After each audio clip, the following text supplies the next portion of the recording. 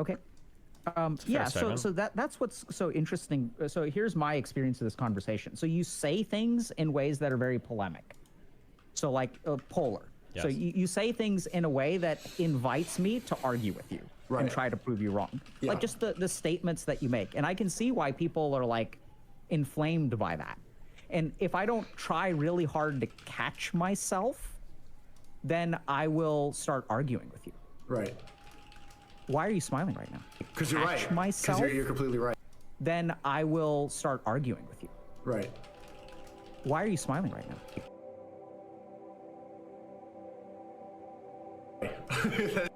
That's just my way. People tell me that quite a bit. I have like a argumentative style of speaking. That's not the question that I asked. I asked, why are you smiling? I'm smiling because you're right. Because So what is the correlation with me being right and you smiling? that in 20 minutes you picked up on what my friends and family have been saying for years. Okay. And when I pick up on something that your friends and family have been saying for years, so that's just like a fact, right? Like I picked up on it. Yes. But you have a reaction to that, which Yeah. is that you're smiling. Right. So that reaction comes with an emotion. Yes. That's what the reaction is. yes. What's the emotion? The emotion? I think I get like a dopamine hit from. I like. Dopamine's not an emotion. What's up? Dopamine's not an emotion. Right? So What's the emotion? Laughter. Laughter's I'm not trying to make you sound stupid here, but laughter's not an action. So let's think about it. What's the Not emotion? an emotion. Joy? Laughter's the expression. Yeah. Okay. Right? There we go. So like, how do you understand that? Like here I am noticing something about you and your reaction is joy. Oh, because that was such a cute. Oh, that was so cute. How that all wrapped. I don't know if he's gonna go this way. I might be making an assumption, right? But at the end of the day, an emotion is elicited from Sneeko, right? Not the dopamine, not the wrecking, blah, blah, blah, like joy, because it was a human person, not God. It was a human person in a conversation that recognized something and it elicited a response from Sneeko. I think that's where he's going with this. I hope that's where he's going, because that wraps the whole conversation is like wrapped in a super neat bow from here on out to establish that point. Yeah. Okay. I like connecting with people. Yeah. Oh, Right? Isn't yeah, that with feel people. Yes. Good. Yeah. Is this weakness? Is what we're doing weakness? Nope. No. But Is I it also, strength? It's a strength. No, it's just a conversation. Like this is Yeah. similar to most. Yeah. Okay. Right? So it's neither weakness or strength. It's Yeah. just we're connecting. Yeah. Feels good to connect. Yeah. Yeah. Does it make us weak to connect? No. Does it make us strong to connect? Neither. Well, yeah, it does. Yeah, it does. Yeah, it does. Yeah, it does. Whoa, whoa, whoa, whoa, whoa, whoa, whoa! How? What's so? Because you're stronger in groups. So if I connect with somebody and then we go forward, there's two of us instead of one. Damn. So there's value to connection. Yeah. Okay. So I think that like we're not doing therapy, but I think that we just experienced what I would call one of the benefits of therapy, which Yeah, having a human and not God. Yeah, nice, neat, good landing. is to be seen. So I know you're putting on an act, and yet it feels good to like see through it, right? Like I kind of saw through it, and that feels good. I'm not, and this is the other thing is I'm not judging you for it. I'm not saying like, hey bro, you're an asshole for doing this. Why do you do this? I don't get angry with you. I imagine a lot of people get angry with you, Yeah. That's true. and that must be tough for you. Or maybe we can talk about. Let me okay. rephrase. I'll let you cook. I'll let you cook. It used to be tough for you, but now you're better at it. Now you're stronger. Now you know how to pray and you have faith in God. So it's no longer a problem that people are angry, right? The critical misspeak. I'm sorry. No, meaning what?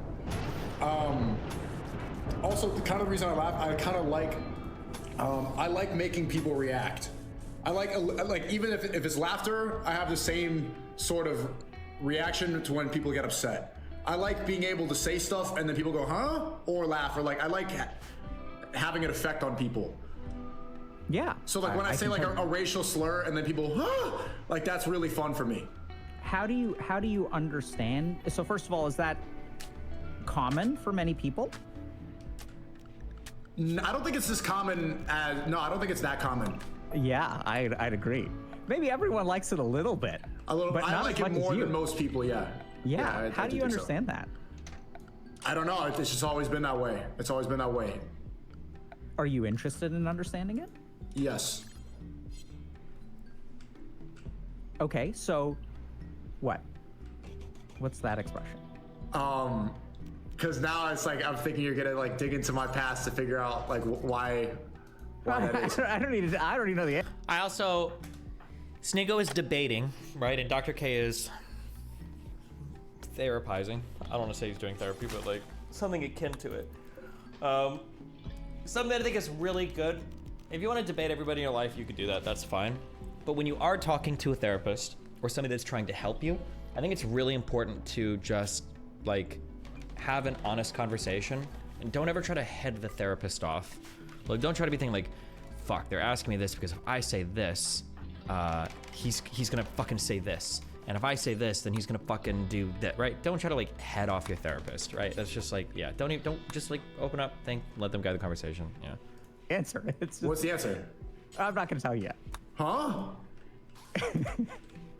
I'm not gonna. We don't need to dig into your past. We don't need to. We can do that if you want to, but we're gonna talk about it. We're gonna figure it out together, right? Because connected, ape strong together. Right. Yes. that We're stronger work? together. Yes. Okay. Okay, so let's think through it. Right. So and see, even the way that I'm talking to you is changing. So what have you noticed that I'm changing? Yeah, we have more defense mechanisms, and now they're dropping. Oh, okay, interesting. Yeah. So you know what I'm doing to drop your defense mechanisms?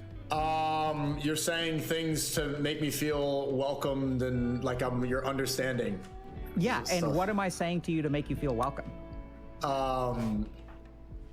It's everything. It's, oh my God, Sneeko, you're so great. No, I no, love no. you. Like, I'm not, right? No. What I'm actually doing is I know the answer, you don't, and I'm not going to tell you. Nya, nya, nya, nya, nya. right. And somehow, like, you feel welcome with that. Like, let's play. Like, we're playing a game. You feel it? Well, because everybody likes talking about themselves, and that you told me that you're gonna talk more about me in the future, and that's like everyone's favorite topic. Is it your favorite topic? No. No. Yeah, I don't think it's everyone's favorite. Maybe that I would just make us lied. I don't narcissistic, know. Yeah. right? Yeah. No, but I think it's like I think human beings like to understand themselves. I don't think that's unusual. Yes. Yeah. So let me ask you. So when you try to get a rise out of people, right? It can be negative. It can be positive. Yes. Okay. So let me ask you. So how does it feel to not? So when you get a rise from someone, I'm going to say that means that I'm relating to you. I'm noticing you. I'm acknowledging you. Is that fair? Yeah. So if you don't get a rise out of people, how do you feel? Inadequate. Yeah, And right? getting a rise doesn't just have to mean Damn, anger. son, you just went. Yeah, I know, but inadequate. Yeah, I'm Inadequate, yeah, surprised yeah, you yeah. got there that fast. Like you remember, like I remember standing in circles at school and stuff like that, and like there's like a group of people talking, and then you say a joke and then nobody reacts, or like you just say something and like that, like am I here? Like did anybody just hear what I said? Or like am I invisible? And then someone repeats the joke louder, and then they all get a laugh. What the? Yeah, that shit sucks. Yeah, right. So you feel invisible unless you get noticed. And so, like, You sure? right? Your words. I mean, I use the word notice, but you use the word invisible. Yeah. So now let's like kind of think about it, right? So now like there's a guy who goes out of his way because fucking A, we're gonna notice you, Sneeko. Right? You're gonna make sure of that. Right. Right? And you kind of come out charging, and we'll see if you flip back into that mode later. Okay. But you know, we'll see what your tolerance of vulnerability is. Yes. Maybe. Okay, wait, real quick. Am I missing a Oh, dude. I feel like my apartment is gonna collapse. Is there a way to pull stuff out of my bastion? Like if I've got all these resources up here, is there a way to like ferry them out and like deliver them to other places or no? But I think you're okay with this because I think you like to be seen. I think you're actually more okay with being vulnerable than you give yourself credit for. Right. believe I think so. the biggest issue and what I noticed in Mecca was that, yes, that's true, but doing it for the right reasons. Like, I think it's okay to say a racial slur and, you know, if someone gets upset because my intentions are pure. It's just like, it's funny to me and it's funny to people who get it. But also the fact that if I do have eyes, that I'm putting out the right message and that I'm influencing in the right way. That it's not just like clamoring symbols like a loud monkey, or getting, you know, there's some people that just turned it into a giant clown show, that I'm doing something right. And that every time I speak that it's, you know, there is something positive coming out of it. Sure. So it sounds like is this the first time you went to Mecca? Yes. Just came back. And it sounds like it was quite a powerful experience for you. It was the most, most powerful. I haven't even fully talked about it yet. Yeah, it was like one of the most, it was the best experience of my life. Yeah, so He like has to say that, of now course. I can see that you're more centered, right? And now you're sort of saying like, okay, like if my intentions are pure and like all this other stuff, which is cool, but like you were clowning long before that, right? You were getting rises out of people long before you went to Mecca and understood everything that you've understood now. Yeah, since I was like 4 years old, I used to like tell knock jock jokes. Like there's, I would, yeah, always. I was always like making stand-up comedy type jokes since I was like 3. Yeah. Like Can I would, ask you about what growing up was like for you? That's like, oh my God, like. Growing up was good. Growing up was, you know, I grew up in around Connecticut and New York, New Haven, you know, a pretty mixed, diverse, 2-parent household, really good parents, and feel Siblings? pretty, yeah, siblings, older sister, younger brother. And what will you say you feel pretty? I'm very grateful that I had really good parents, and I still do. And What made your parents really good? they sacrificed a lot in order to raise us properly, and they put the 100% into parenting, and I think that's pretty Let me grab something. Hold on. Do we know how long Bad Bunny's banned for? Right now it's indefinitely. So. rare. I don't. My parents are still together, and like it's very rare that I meet any people that still have parents that are together. I love my parents. And when you say they sacrificed a lot, can you share a little bit about that? Do you feel comfortable? Yeah, I mean, I think that they chose to, you know, they didn't go out and party ever. You know, they don't really have that many friends. They didn't really have like that much of a social life or a life outside of raising their children. Like that was their number one priority. Like they weren't selfish whatsoever. Okay. And what was school like for you? School You were the was. class clown? Was that? You were the class clown? Yeah, later on, I wasn't as funny earlier, but then I did get funny, and then I was a class clown. Like I had ups and downs. Like I tried to be. I was like 4th, 5th grade. I like tried to be the class clown more than I was. It was cringe. But then like I developed a good flow. Yeah. And what was like? Okay, one thing I want to say, I don't want to spend too much time on this, okay? Because obviously he's fucking did he did he do his residency at Harvard? Dark Guy's so good at conversations. Like, probably one of the best, if not the best I've seen, okay? That's high praise for me, okay? Like, remember 20 minutes ago, and apparently Sneeko was covering me and Mel before this, right? This is why the goes to therapy blue-haired, well, apparently keeps coming up. Somebody told me this, right? 20 or 30 minutes ago, therapy was gay, God is better, all this shit is stupid, blah, blah, blah, blah, blah. And in, what are we, 38 minutes in or whatever? He's like, now we're talking about our childhood, and we're like very open, we're a lot less defensive, we're like open and receptive to things that are saying. Like, he's so good at moving through conversational topics and breaking down. I mean, the hardest thing to do is to break down somebody's defenses without like being aggressive or combative, because usually it's ironic that, or paradoxical, when you attack somebody harder, the defense becomes stronger. But Dr. K is very good at navigating these conversations in ways that don't make people feel like they're on trial or have to fight against something. He just is really good at asking the right questions and then like making you feel good about coming up with the correct answers. And now we're talking about something you originally didn't want to talk about, but you're like happy to be here talking about it, right? I think he's really good at navigating conversations like that. Yeah. Like, what were your friends like? You know, things like that. If I were to say the worst thing that Dr. K does, then I would almost consider fucking criminal, okay? And Dr. K could never give this disclaimer because it would be he would be made fun of for it. But I feel like he almost should. Is that I think therapy is good, and you should find a therapist if you want to talk through your problems, blah, blah, blah.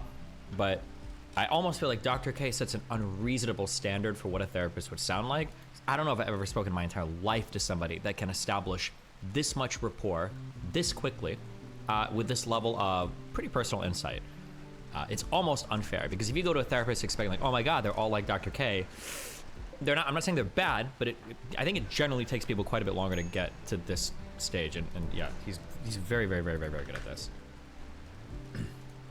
Diverse friend group, and we used to make like really fucked up jokes. Like my best friends when I was younger, a Jewish guy and a black guy, and I was more Asian when I was younger, so they would always call me like say that my ancestors died building the railroads, and I would make Holocaust jokes, and then I'd make slave jokes, and then we just, it was just brutal, like just trashing each other all day long and trying to make each other cry and laugh. And do you have a sense of what about that kind of humor resonated with you? I think it was bonding over the fact that you can say fucked up things and it doesn't have to come from a bad place, because the teachers would always try to censor and say, you can't say this, you can't say that, don't do this, don't do that. But deep down, you know, oh, well, my intentions are pure. Just because I say something doesn't mean I mean it. You know, it doesn't have to dictate what my belief system is. And so have you been judged a lot for what you say? Yeah, I got canceled off everything. Yeah. And how do you understand that? How do I understand? What do you mean? Like, what's that like for you to be judged for what you say? I think it's a big responsibility, because I mean, obviously it's a bigger platform than just being like a class clown. A lot of people listen. I think one of the biggest shifts in my perspective was I was at a baseball game with Lil Pump, and it was in between the innings or something. We're walking to the hot dog stand, and then like these 11-year-olds come up to me, and they start like, they get really excited. They're like three or four, like they must have been 5th, 6th grade, and they go, "F the women, f the women," and I'm like, what? Like, no, like f transgenders. I'm like, no. The gay people. I'm like, no, we love everyone. Just like they were all excited. I'm like, is this what they get from my and I think it was equally like good and bad, because they were joking, they were trying to be, they literally like reminded me exactly of how I was at 10, 11 years old. And it looks bad because it's on camera, because people are like, this is what he's making them believe. Like, this is not what they believe. It's just something that adolescent boys all kind of go through. And I think it's good that they found a vessel within my videos to find a similar sense of humor. So actually, at first I was a little shook, and then it made me really happy. And I think about those guys a lot, and I hope they're doing well. But it is reassuring that, well, not reassuring, but it's like, it gives you a little responsibility. Like, okay, like everything I say and do, like I should have something positive there, because I'm influencing the youth. You know, whether or not a lot of people like to admit it, or how much they try to cancel or silence or censor, like there's, you know, what I say is influential. Yeah, and in what way would you say you're influencing them? I think I'm helping them embrace their boyhood in a generation where it's really suppressed, where men are becoming more effeminate, where we're told to cry more and talk about our feelings more, where, you know, gender ideology is pushed, where, and, you know, inherently, like, no 12-year-old boy believes in that. They don't believe in any of that. It's so crazy. I know I've said this before. It's so crazy to me that like we identified like concepts relating to toxic masculinity. And by the way, these have been known for a long time. This isn't a new woke invention. And almost every single good like old movie that shows like good masculine anything, like are all aware of this and talk about this in one way or another. It's crazy that for some reason in like 2020, I don't know, like red pillars in the manosphere decided to pick up on like, oh, you think toxic masculinity is this? Well, we're gonna literally embody all of the worst traits of masculinity then as part of our content. It's like, wait, what? Why? What? Why? What? It's like so cringe. They think it's garbage, they think it's stupid, and they don't want to make racist jokes, and they just want to be unapologetic and be themselves. And we're trying to mold boys into something that they're not, and it's making a lot of people unhappy, and I don't think a lot of people see what's going on. When you say it's making a lot of when we're molding boys into what they're not, right? So this is not that's the side that's winning right now, which is not your side, right? Right. The godless side. And when the godless side is succeeding, what happens? when we get boys to talk about their feelings or men to talk about their feelings? Then the woman controls the relationship. Oh my Then you become God. deeply unhappy. You become weaker. It shows in your body. The way you speak, you become more of a snake. You just become less of a man, and you're not leading like the way you don't lead anymore. You're not leading the So charge. talking about your feelings it means that you become submissive? Yeah, because you're submitting to a person instead of to God. So, like you opening up in that vulnerable way, to that extent, yeah, yes. Okay. So if we're not supposed to talk about our feelings, what are we supposed to do with them? I think there's better, like, I think joking is a way, like, there's better ways to talk about your feelings rather than crying in front of a therapist. Like, I think stand-up comedians, for example, are all fucked up. Like, the best stand-up comedians have, like, all this trauma and stuff like that, and they put that into their craft. And I think that's a really effective way of turning trauma, turning problems into something that's positive. They're spreading laughter. All of them, like, if you go to a stand-up comedy show, I used to do it a lot when I was in New York. And then COVID happened.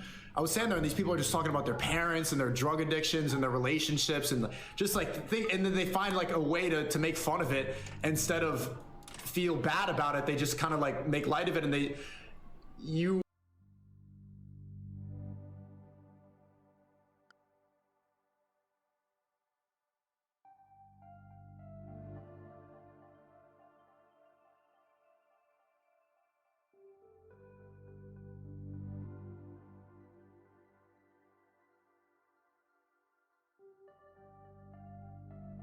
it's therapeutic to be able to share that information with strangers and then laugh about it. And then you feel better after because you're not like bottling it down. But even then, you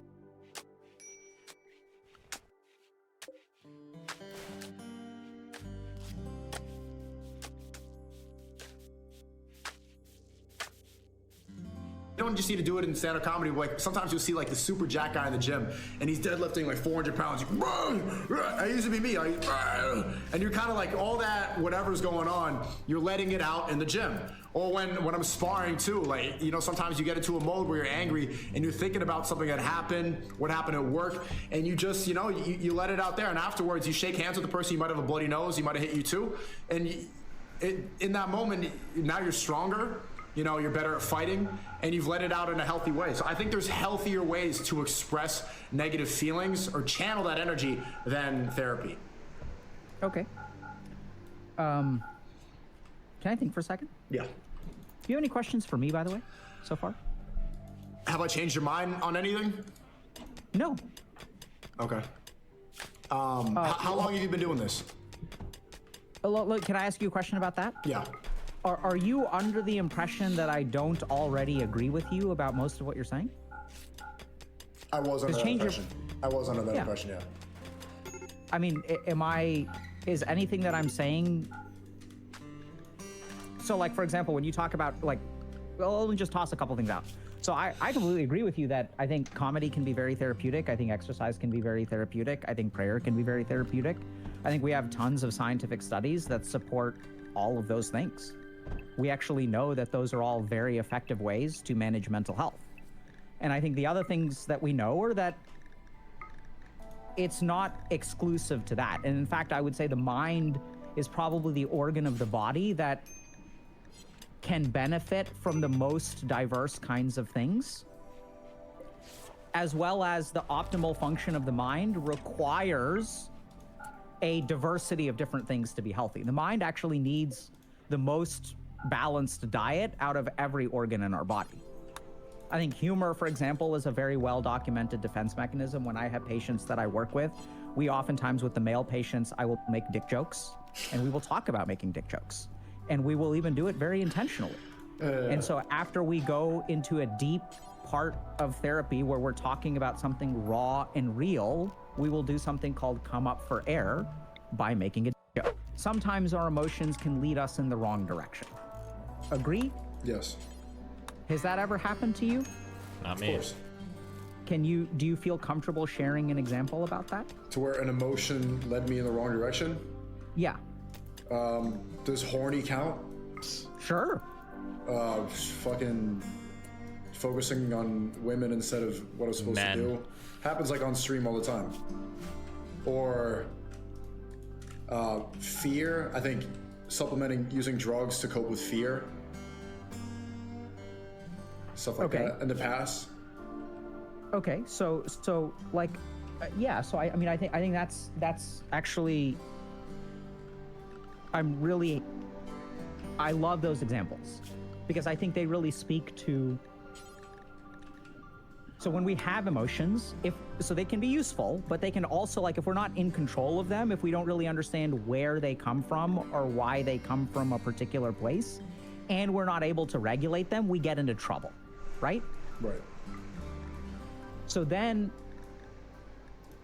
are you? By the way, are you kind of is this okay? What we're doing? Yeah, right no, now? I'm following. I'm following. You're explaining the use of emotions. Yeah. So, and then I think that, like, so this is where we kind of come to emotions such as crying or as a weakness, and that's kind of where I'm going with this. Is that I think so, in my opinion, or expertise, or call it whatever you want to, like, you will be a more effective human being if you can understand and even to a certain degree control, if you have a better relationship with your emotions. In the same way that we can train our muscles or our breathing, we can also train our mind. Right. I agree. Right? And so I think one of the key parts of that training is a better relationship with our emotions. And specifically to understand, so sometimes we will also have inappropriate emotions. So a good example of this is, let's say that I get anxious asking for a raise from my boss. Even though I've worked really hard, I feel I deserve it, but something... Uh-oh. Did you see my DMs? I'm sorry to join here. I just need to, like, square it away right away. Oh, yeah. Okay, so everything's confirmed. I just need you to send me a link that I can pass on. Did you tell Chad about what a wonderful birthday you had? Yeah, it was so wonderful. And how you're a special birthday boy the whole day? Mm-hmm. Yeah? Yep. Did you tell them your top 5 birthday moments? Yep. What were they? I'd love to hear them. The first one was your mom. The second one was your mom. The third one was Was your the mom. third one leaving apparently black stains on her? Well, you know, when you've gone 15 times in a row, you're shooting blanks by the end, so... Yeah, blanks don't mean black. I don't know why you said you were shooting black all over her. Well, there's advanced techniques where you can inject stuff into your scrotum so that you're able to keep shooting, and I think the mixture I used last time was getting a little old. That's okay. Oh, I see. I thought you were doing some kinky stuff with my mom, but you're just being vanilla. Oh, no, I'm also doing that too, you know. But... Oh, that join Zoom meeting, that's probably it. Okay, hopefully that's it at top. Okay, good luck. Yeah, that's perfect. Thanks. Bye. Sneeko is a retarded 8, but in the situation when you have two people who have the same miscellaneous issue, one goes to therapy and one starts a consistent fitness routine, who do you think comes out better in the end? Assuming both people are doing 100% of what they need to do, the therapy every single time, 100% of the time, is a superior option. Because if it is the fact that all you need to do is get out and exercise more or get out and be more active with your life, then if you go to therapy, the therapist will tell you that. But if it is the case that there's some other mental shit that you need to work on, or there's some other problem you have, going to the gym's not going to fix that for you. And last thing I want to ask you, like, a lot of people in the chat are asking, how do they overcome porn addiction or masturbation addiction? It's a great question. A couple of things. One is we've got a bunch of resources about that if people are interested. Like, I'll do like lectures and stuff on porn addiction. So we have stuff on that on YouTube, but I'll answer now in kind of a quick way. So here's what we have to understand about porn addiction. Any addiction exists because of two things. When an activity gives us pleasure and takes away pain, we have the capacity to become addicted to it. If you really look at addiction, there is a cycle of addiction. So in the first phase of addiction, all it does is make us feel good.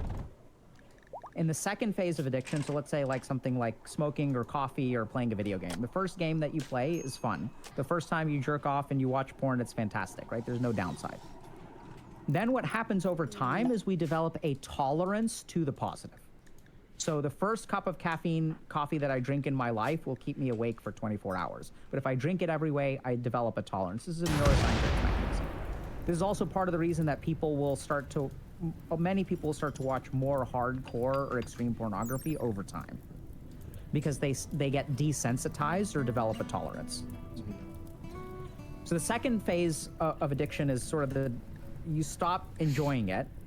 And then the other thing that starts to happen is it suppresses our negative emotional experience. And if you really work with people who are addicted to pornography, what you'll find is that they're not actually very lustful. They use it as an emotional regulation technique.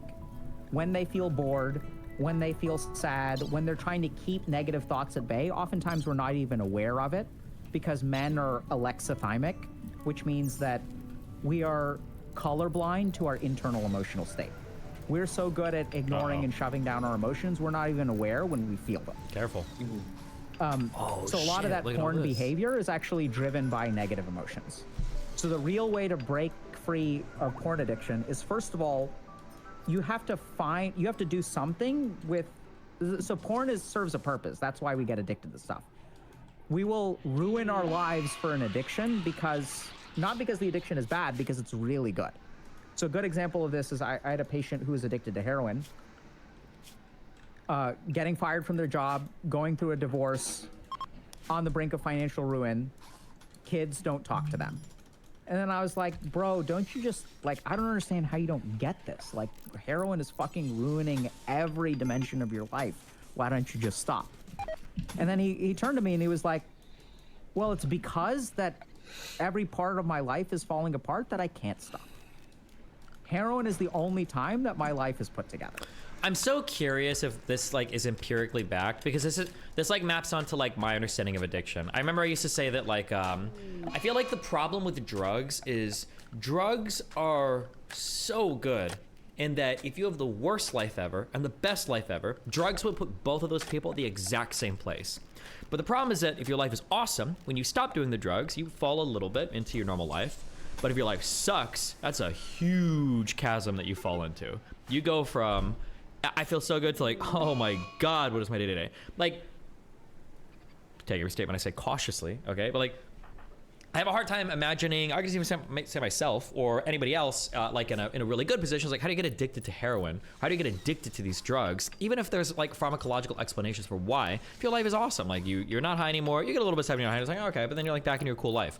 But bro, if you lived in some squatter house or some shit, and your body is fucked, your health is failing, you're homeless, bro, that's a dark life to go back to. But it's if you do, whatever recreational drug, you're back as good as it ever could be, right? Better than what an ordinary person would feel like.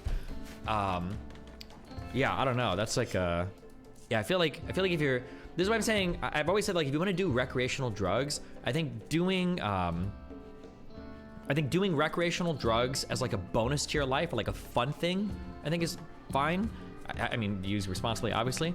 But when you are doing recreational drugs to escape, I think that's super, super, super scary because, this is why I don't like it when people do drugs every day. Because when you're escaping life with a drug, when you're not high anymore, what are you gonna do? You're gonna do the drug again. It's just, why would you want to go back to your shit life when you can be high as fuck on something really nice,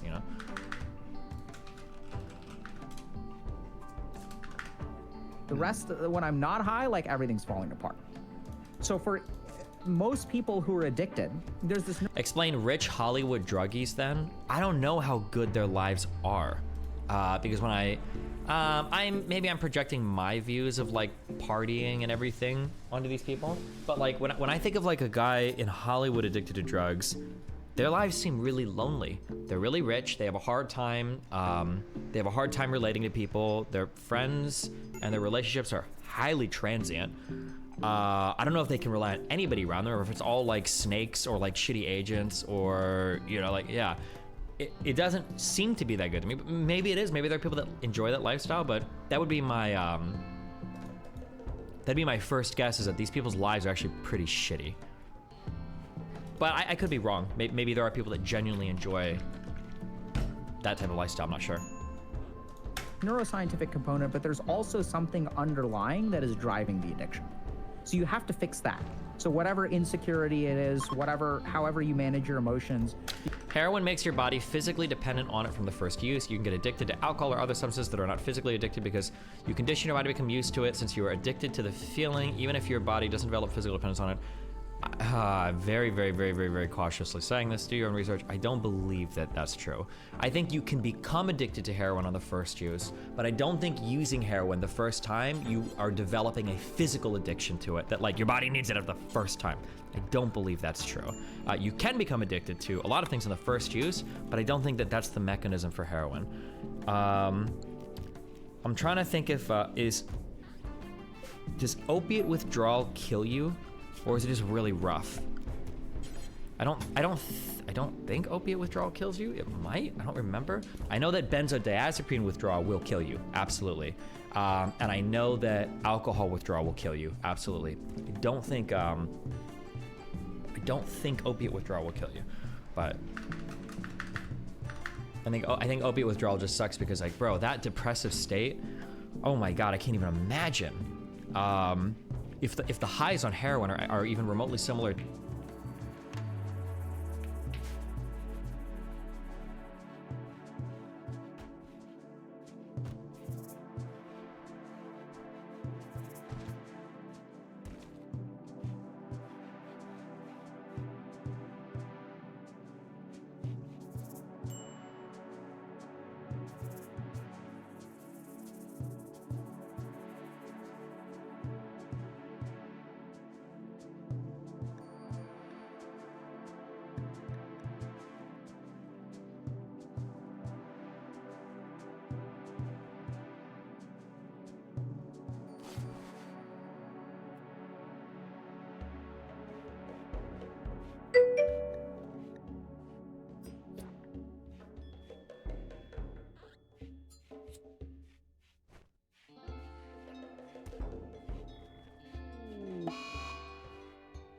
That made me laugh. I just turned my microphone on, but I got a friend in call as well, but you can't hear her. But we were just talking about like the difference between like taking normal medication and then doing like other drugs, like smoking weed all the time. And I was just saying, like, with the weed, if you want to like stay high all the time, people just end up smoking like fuckloads.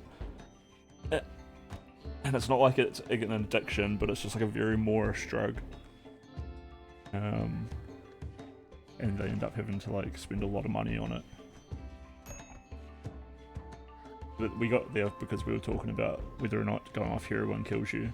But in the Basketball Diaries, like, he's like fully addicted to heroin and fully messed up, and he quits and doesn't die, right? So it doesn't kill you.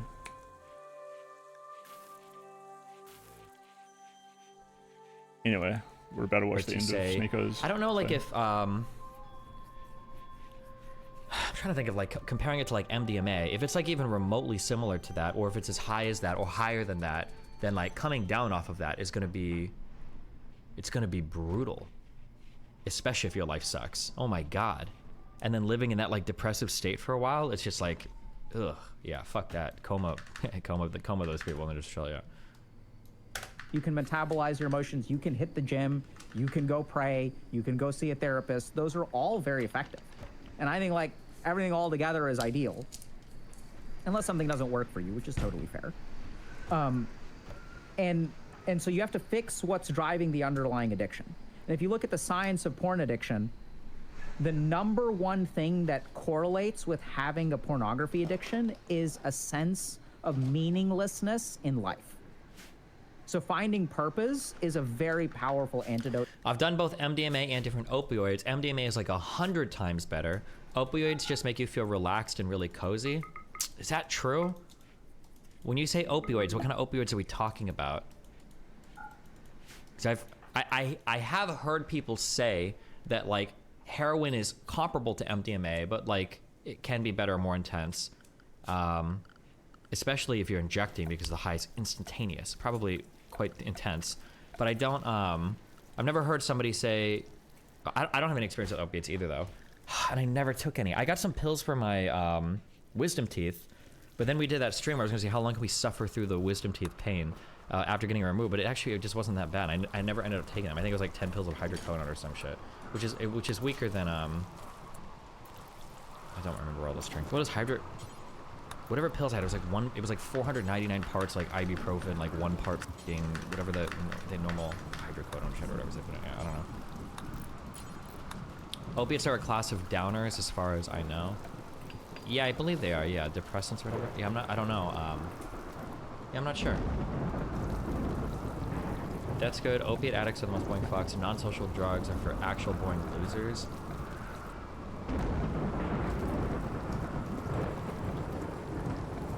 Maybe. I don't know. I've never tried.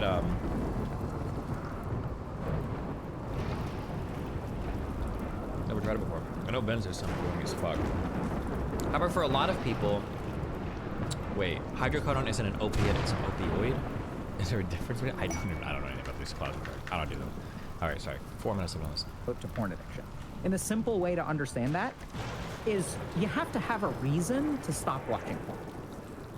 You gotta be doing something with your life. Otherwise, like if you're fucking sitting at home all day, like why the fuck not, right? Your brain is sitting there and it's like, we've been sitting here for 6 hours, we haven't been doing anything, let me watch some porn.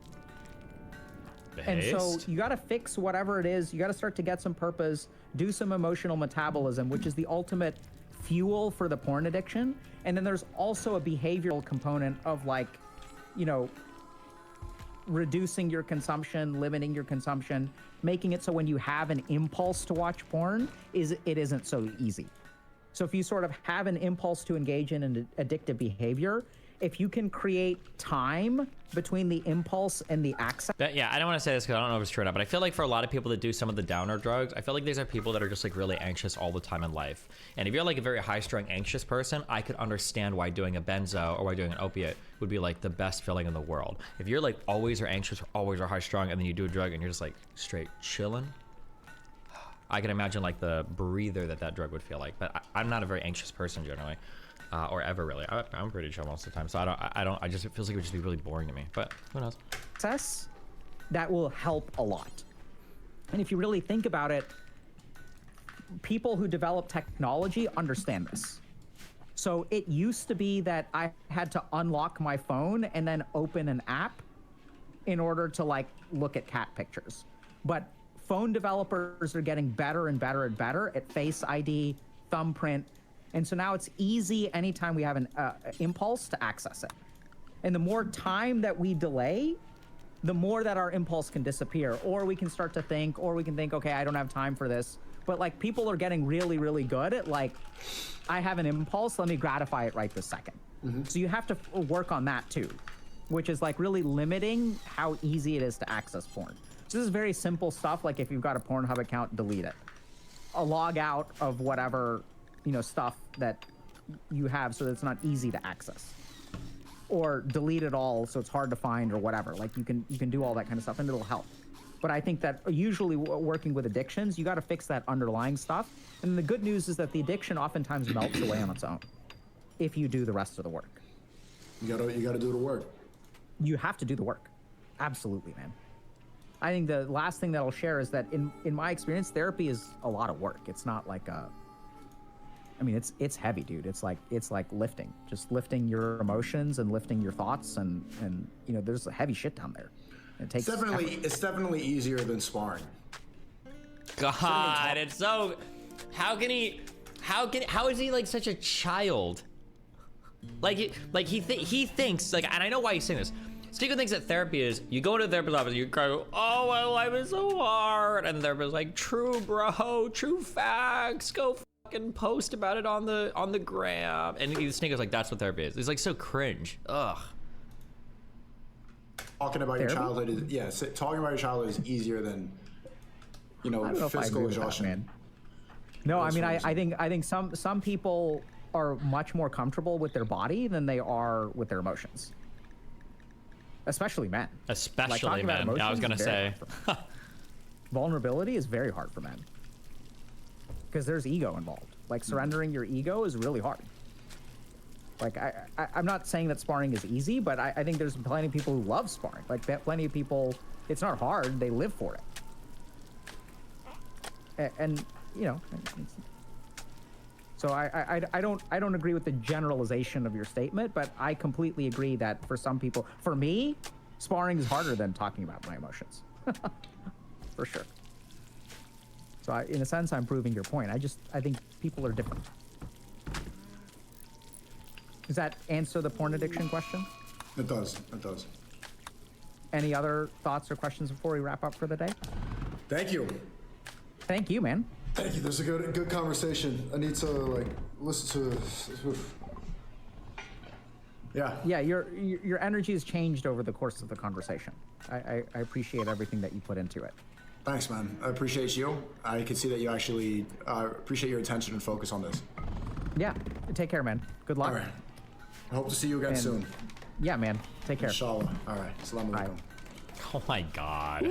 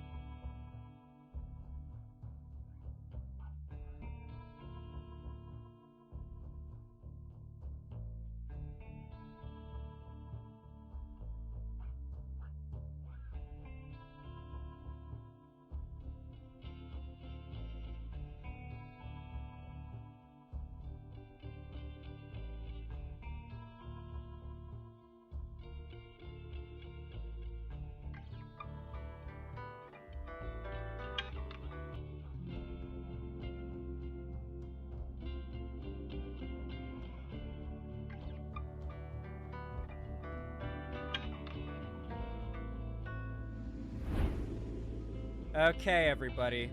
We've got a continuation of the YouTube Tanky Vortex arc. You see, there's been this wave of edutainment, I should say, lefty content creators who started off and really blew up making very reasonable middle-of-the-road content as far as left-wing media goes, like, yes, here's how the right lies about things. Here's how conservatives and Republicans do this or that. Here's how the Democrats are, like, pretty subpar on a lot of issues. Here's how people get radicalized. Like, very popular lefty topics that are easy to blow up on. But then they've started to move into the, like, tanky sphere. Second Thought being the most notable example, obviously.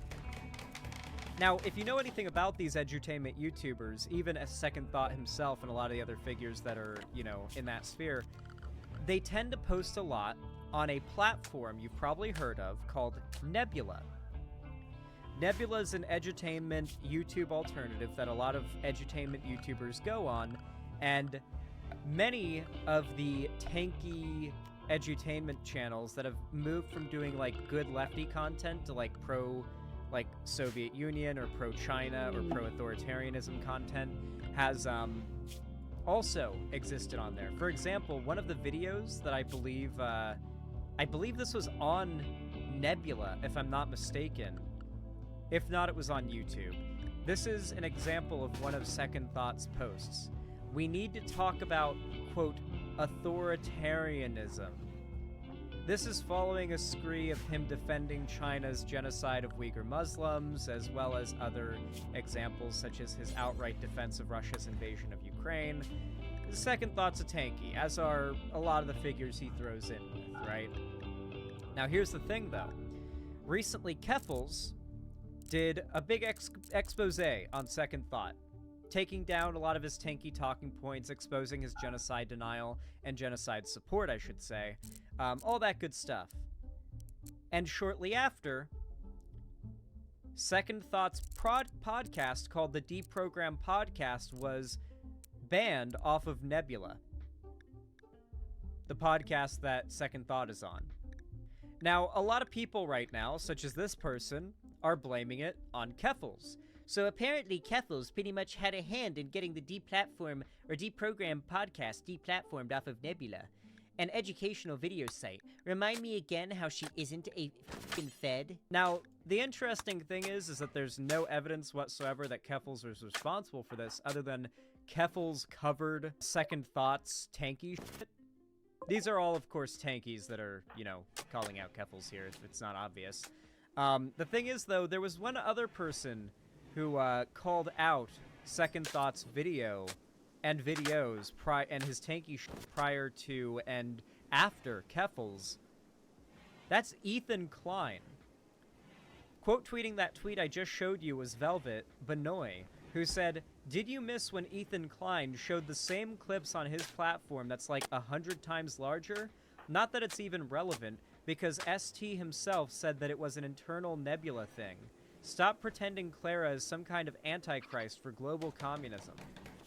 Keffels replies, "Love to focus on the T-slur," I can't say that, but she's trans, she can, instead of the massively popular YouTuber. This is obviously another example of, like, woke scold specifically targeting those within the lefty community that are most vulnerable. Something I've talked about a lot, more so in the time when ContraPoints would get canceled for every single video she made because she hadn't yet, like, denounced Vosh. Now that she's denounced Vosh, though, she doesn't get shit from the woke scolds as much. Funny how that works. There's been this tendency for woke scolds to accuse people who make content on the left that they don't like of being all-powerful, overwhelmingly influential, having so much power over the, like, platforms, this or that, and they'll just outright make up allegations and accuse you of having played a part in someone's deplatforming when there's no evidence.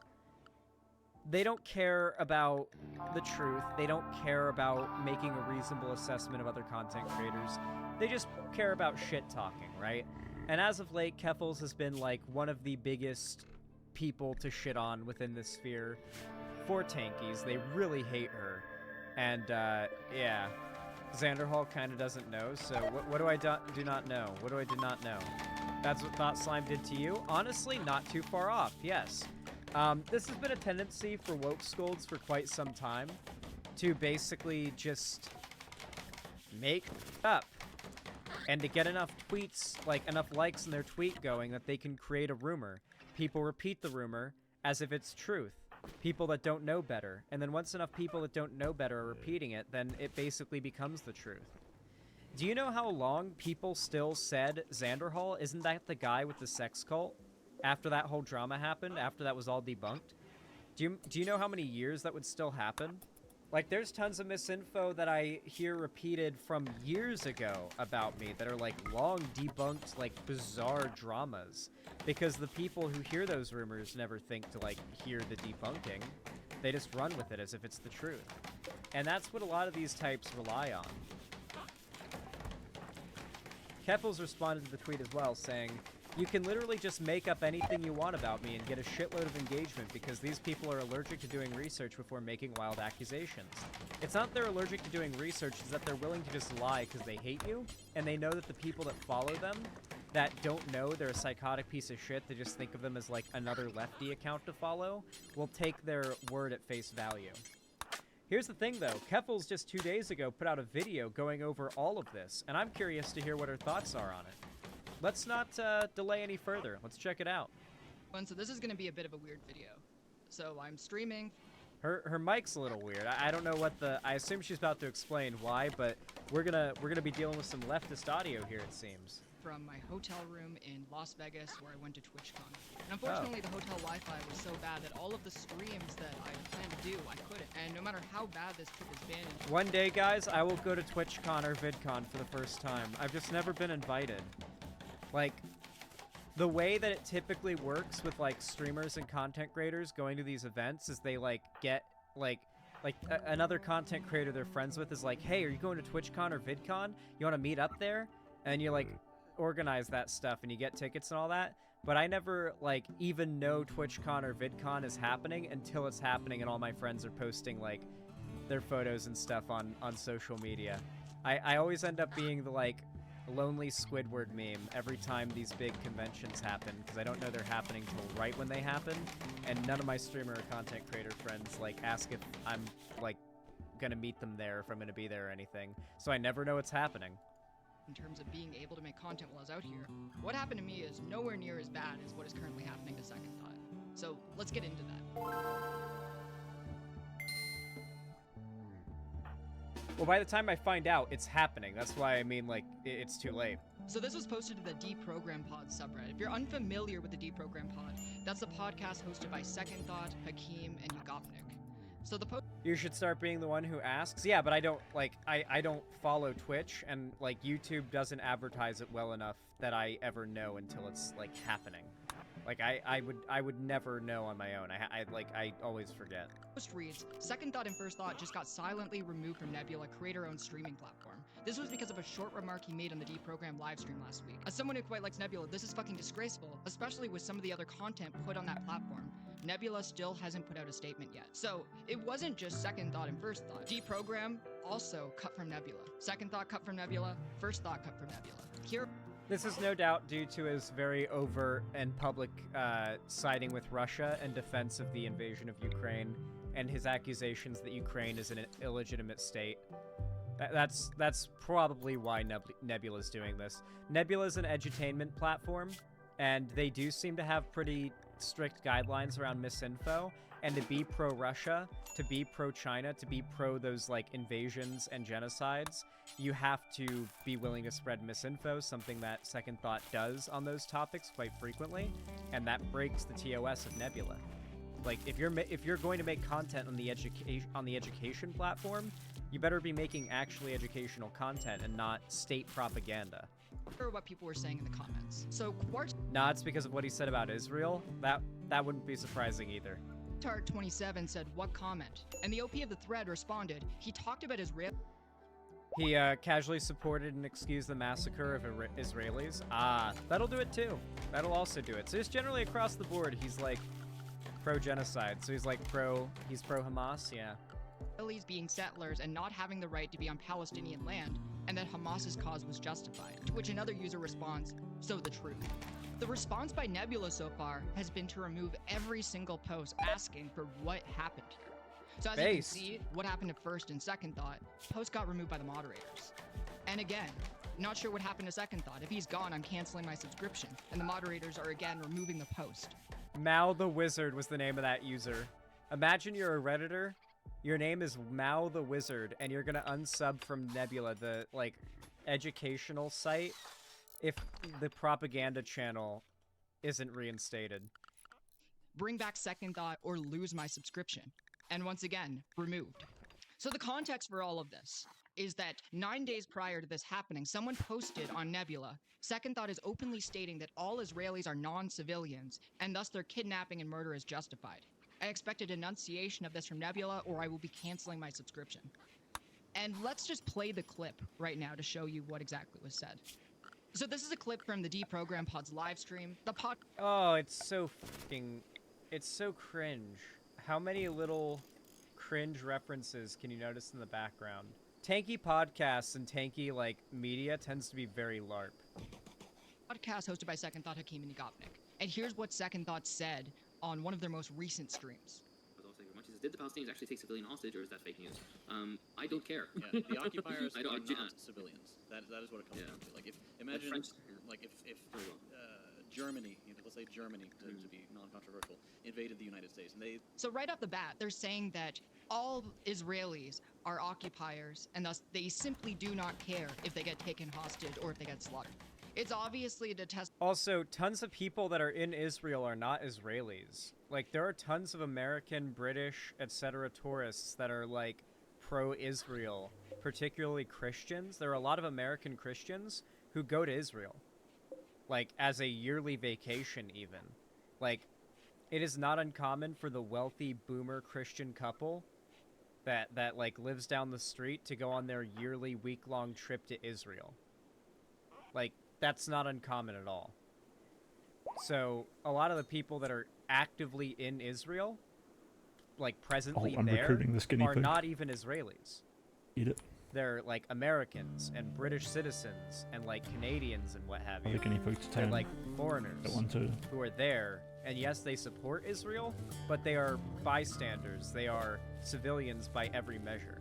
Just because they disagree with you does not make them combatants. That's the logic that the IDF is using to slaughter the civilians in Gaza. Statement, and they don't make a clear distinction here between who is a settler, someone who is on the West Bank, displacing Palestinians, bulldozing their homes, and someone who simply was born and raised in Israel, who has never contributed to this conflict. That too. Cincinnati, Ohio is our ancestral home, and everyone knows that's blatantly false. Yeah. They take your home, they murder your. It's like petty drama that you gotta get real immersed in it, I guess. Are those people civilians? But they're talking about just like politics and other shit around it all. And again, remember that these comments were coming after the October 7th massacre committed. Nerds. I really hate when lefties use This is what like, two fucking legal nerds look like when they try terminology to get in a describe beef with moral each other. Unbelievable. I got angry, I'm turning this off.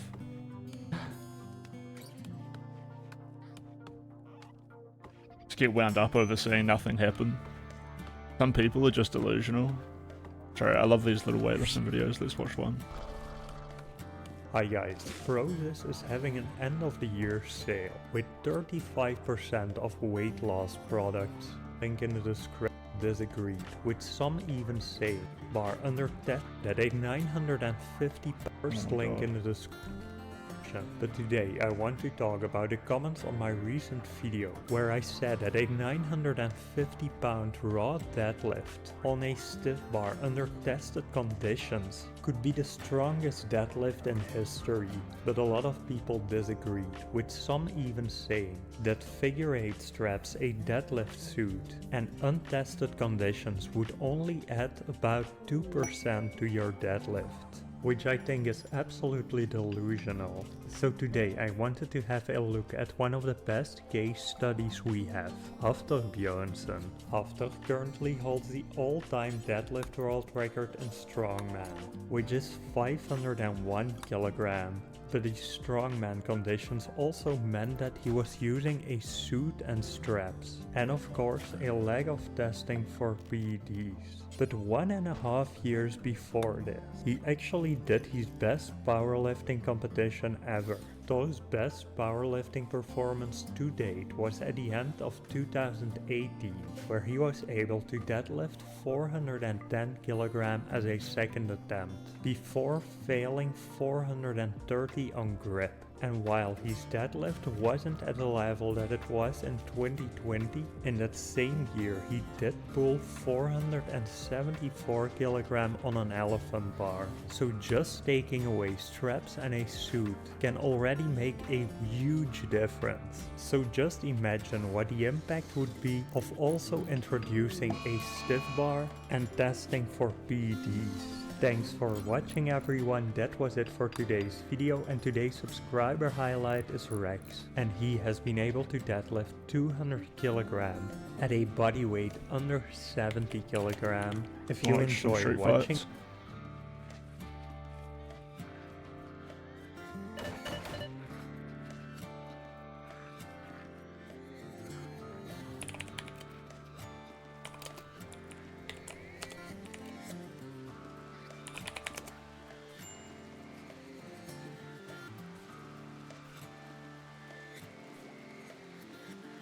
Oh, no.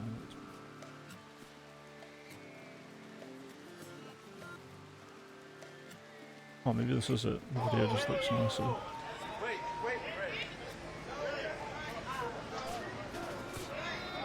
He just got knocked the fuck out. That was quick, buddy. Come on, Ray. Come on, George. Come on, Ray. Get it, Ray. Get it, Ray. Come on, George. Come on, Herbo. Come on. Come on, George. Come on, we're trying to get a haircut. Come on, get it, Ray. Get him. Don't give him a chance. Go, go. Go in.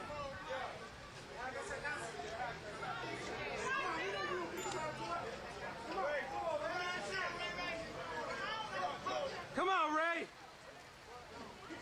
Oh, he threw a kick.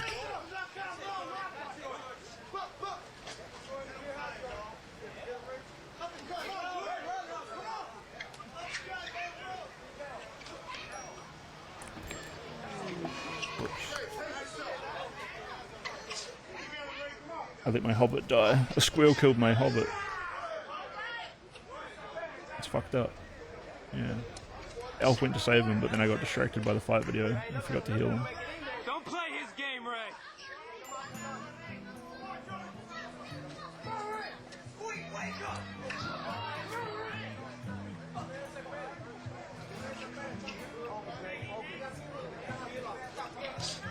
Get in on him, Ray. Knock him out.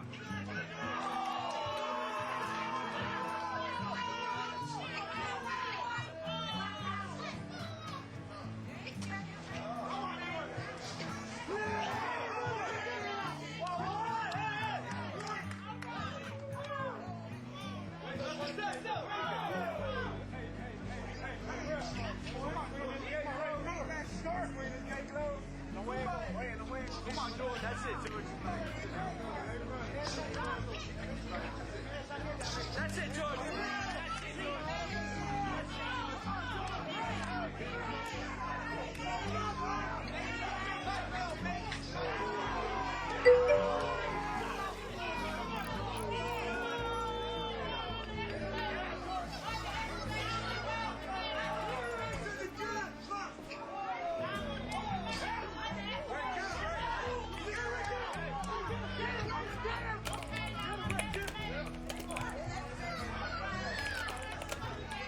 Oh, I thought my microphone still turned on. I feel like Jorge Masvidal would be faster if he had short hair.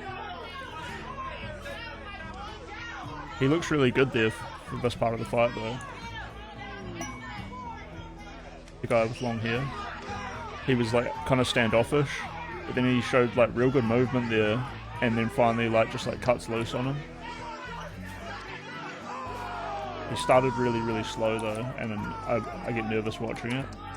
So I think like really good fighters would like fuck him up at their opportunity if they could. But then he just loosens up and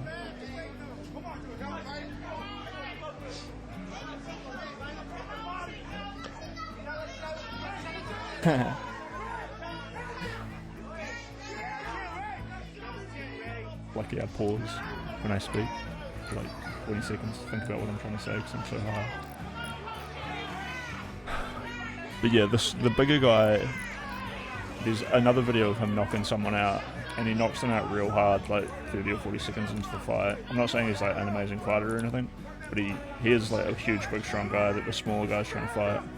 The guy with the long hair is like noticeably a lot smaller. It's just that the other guy's huge. The guy he's fighting. Like that hit is real hard. That is exactly the kind of hit he threw that knocked the other guy out, but it's pretty easy to dodge. But yeah, it's just that. Oh yeah, sure. Hold on, you'll see on the stream in a second. I'll rewind a second and show the punch. And the big guy, he does these big swinging overhands, and if they like hit you in the temple, or even just like anywhere on the top and front of your head, it'll ricochet your head real hard. So I'd be super nervous to fight him. And it also means that the smaller guy being knocked out by this point is showing like really good defense. Some people just don't block punches. Like Sneeko.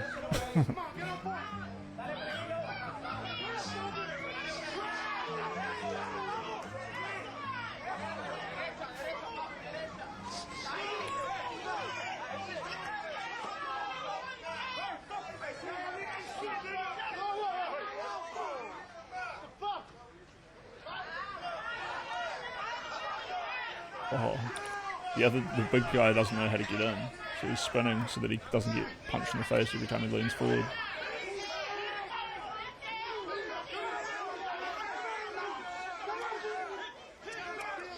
Oh. Yeah, I will. Get up, Ray. Get up, Ray.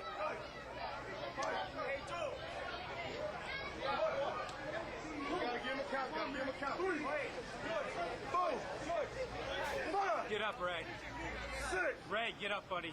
7. fight.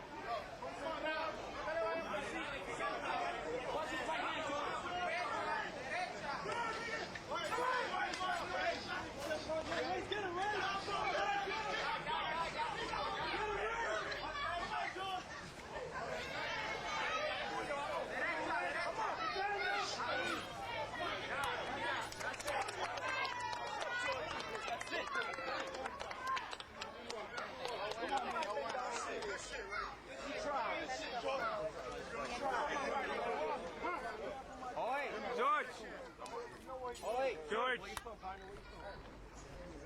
Yeah? Turn around, buddy. Hey, you want George. something right here?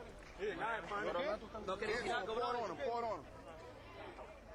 There you go. You got someone new on the block now. Okay? Pour it on him. Pour it on him. You gotta take a deep breath, man. That's the only way you can feel life. You know that? Sit him down, sit him down, sit him down. Soltame! No, he'll be all right. Put his hands up. You can't lay right now. Yeah? You're tired, baby. Come on, get up. Your nose is fucked up. You gotta breathe out your mouth, Ray. You all right, Ray? Listen to me, homie. All right, he's straight. He's ready for next week. Hey, two, man. That motherfucker got more heart than anybody. That's two, dog.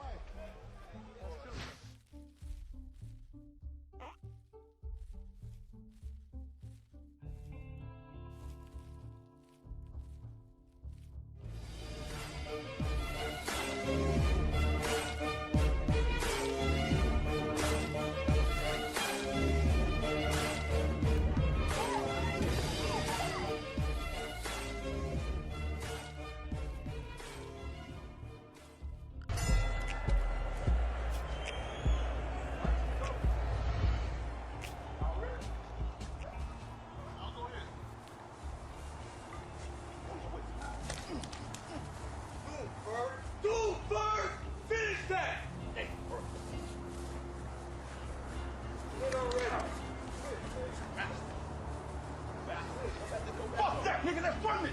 Run it, Bird! Fuck that motherfucker! That's all you got, D!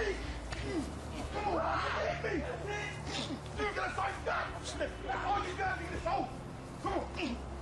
Come on! Finish it, Bird! Come on! Finish that shit! Stop playing, nigga! Finish that! Finish it! What's up? Chill, dog. I'm slipping off, dog. Just chill. Whether they're finishing it or not, it's over. That's it. Go run it, dog. So that's it. Game over. You know what I mean? Game over. That's it. What do you mean that's not? You to fight. Hey, you don't want to call, my nigga. You let somebody want to fight. That's right. Just let it chill. I'm slipping off, dog. Slipping, dog. Man, that's over. Close that motherfucker's other eye, Bird. Get that left eye. Get that left eye. Put him out of there. Watch out with that thing, watch out with that metal thing, man. Man, that's it. What? You ain't want to see none of that. All day. I ain't never gonna question you, partner. All day? I ain't never gonna question. Hey, that's fucking good sportsmanship right there. Hey. Dog. Anything go down with that?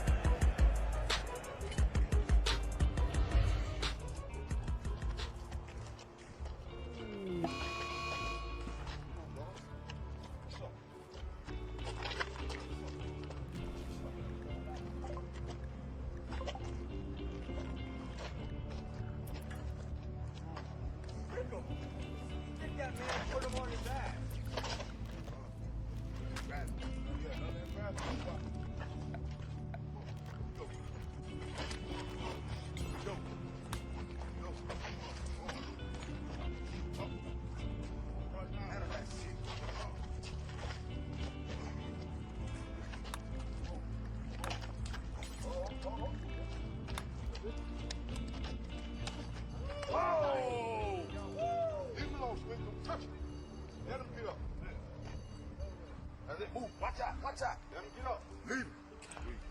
That's how I go. I don't think he wants any more of that. That's it? That's it? It can't be over. You done? He's out. All right, dog. That's it. Good. Good shit. Hey, come on. on, what the time was it? Hey, get him over to the house. Get him outside, man. Bring him over, bring him over. Right over here. Sit him down. Go get him a towel. Get the towel, man. Get that towel.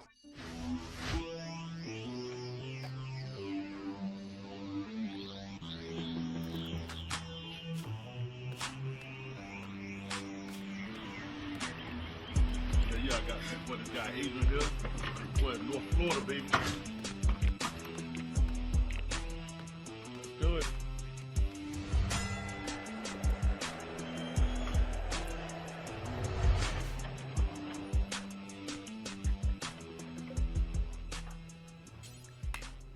Y'all ready? Let's fight, baby. Come on! Come on, Sarge! Fuck me over! Come on, Sarge! Come on! Take him out!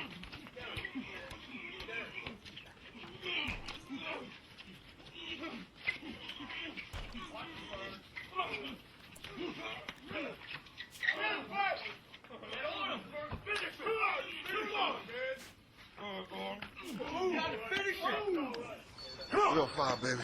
That's it. Trey, I love you, boy. Fucking danger! Fuck mom, you, boy. Where? That's the champ on the move.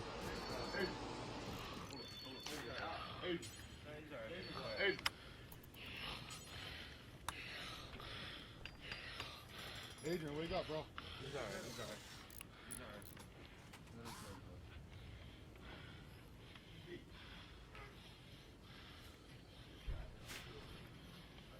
Like, he passed away, so we're gonna do this thing the right way.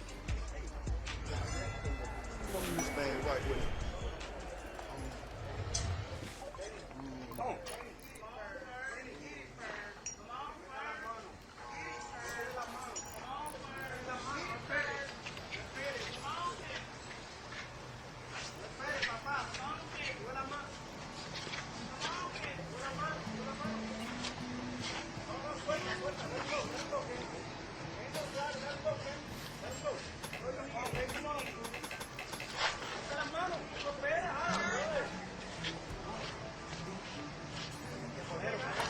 Get him, Kimbo! Waste him! There you go, stop!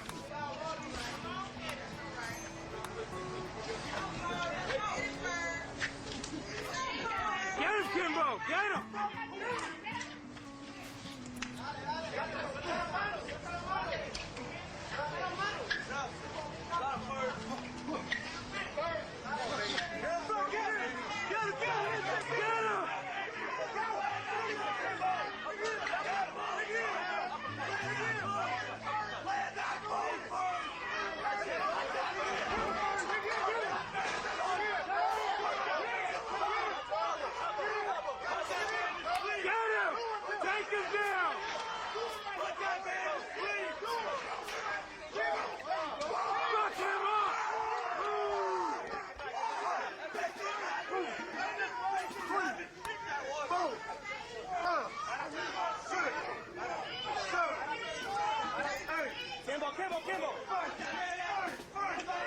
Kimbo! Fuck him up!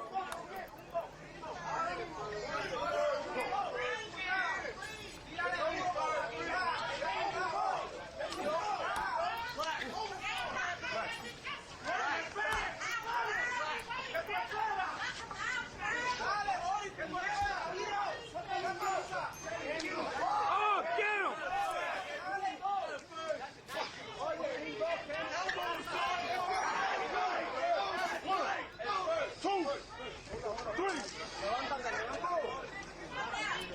There's the champ!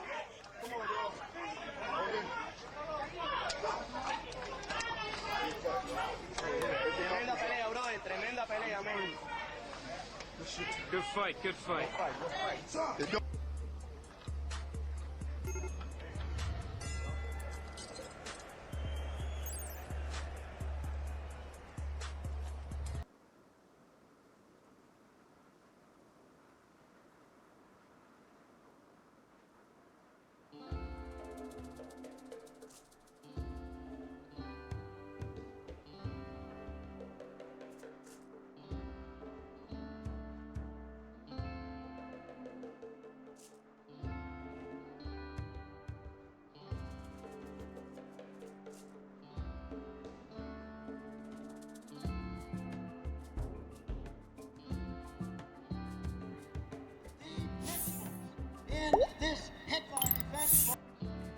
evening, coming from Philadelphia at what, 209 pounds even. He's wearing white trunks, former world heavyweight champion Smokin' Joe Frazier.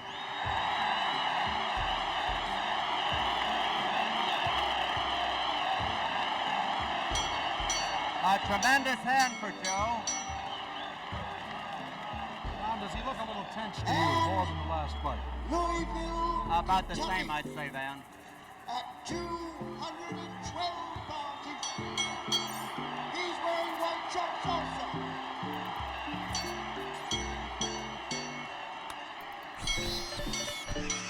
Wearing white trunks, former world heavyweight champion also, Mr.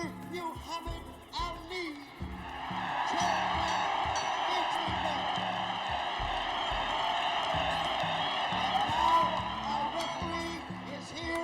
Give the instructions, Mr. Tony Perez. Let's pick this up. Of the newest here are some of the most important matches. If you start knocked down, you must go to the farthest neutral corner and stay there until I tell you to come out. The mandatory 8 down is unfair. 3 knockdowns in any round, you let the fight right there. Now 40 seconds. Angelo, Eddie, if a fighter is in the floor and the bell rings, the bell would not save anybody from being knocked out. The fighter must get up by himself. Please stay away from the ring. The only exception is the last round, which means the fight is over. Any questions? I'd like to know what you're going to know about wrestling, punching. I'll enforce the rules. I enforce the rules. I want you to be sure of the hip punches he throws and the low blows. I enforce the rules. Very good. Good luck to the They were the respective managers talking. First Eddie Futch for Frazier, then Angelo Dundee for Ali. Waiting for the bell for round 1, and there it is, and here's Don Duffy. Thank you, Van Patrick. Smoke and Joe pouring in. He will try not to let Ali have too much of the ring. He'll try to cut him off.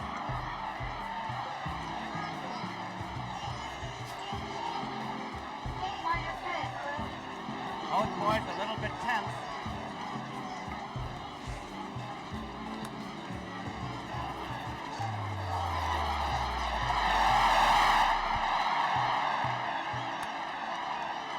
Frazier's coming in wide open.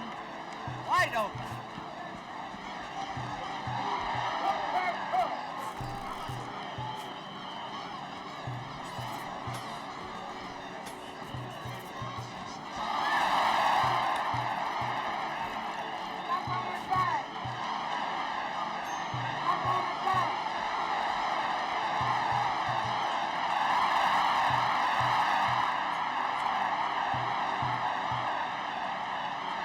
The alley shuffle brought the crowd laughing.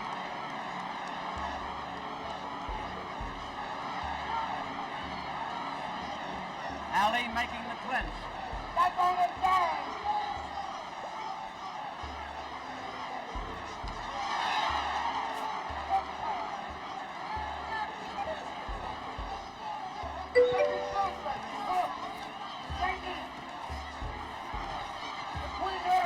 Yeah, I got 4 guinea pigs and they're all boys.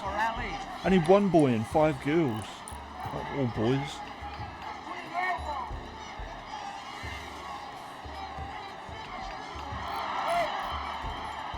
Frazier finally gets into the body.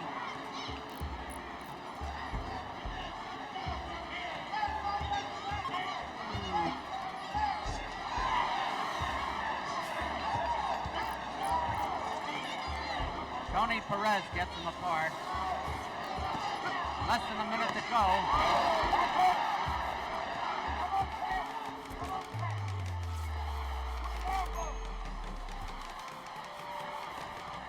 Frazier taking a lot of headshots.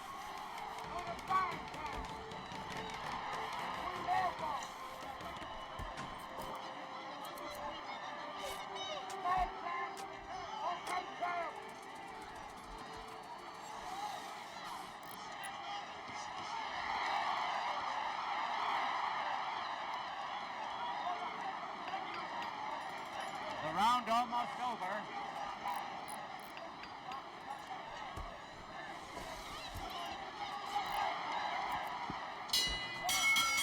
There's the bell. That's the end of round one.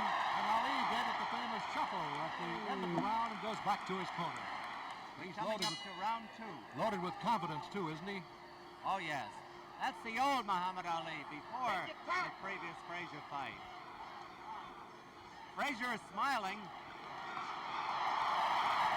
Good left hook by Frazier.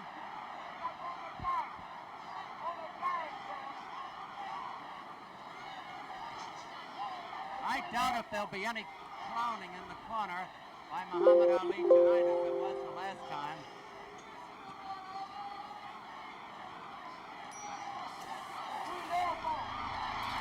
Now, Ali is starting to miss, and Joe is countering him. Frazier smiling, talks to Ali.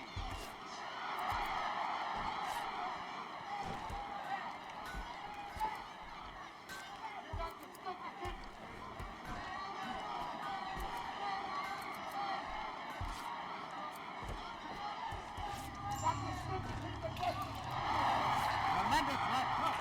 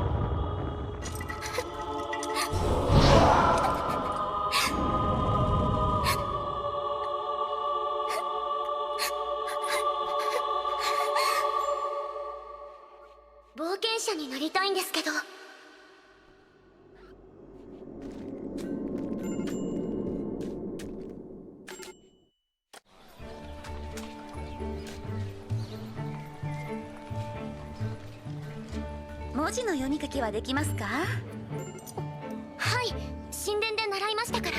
ではこちらに記入をお願いします。峠のマンティコアはどんな甘いだったんだ？それほどでもなかったな。そういや都の方じゃ最近魔人ダカが現れて稼ぎ時だって話だぜ。下級の悪魔くらいならなんとかなるけどな。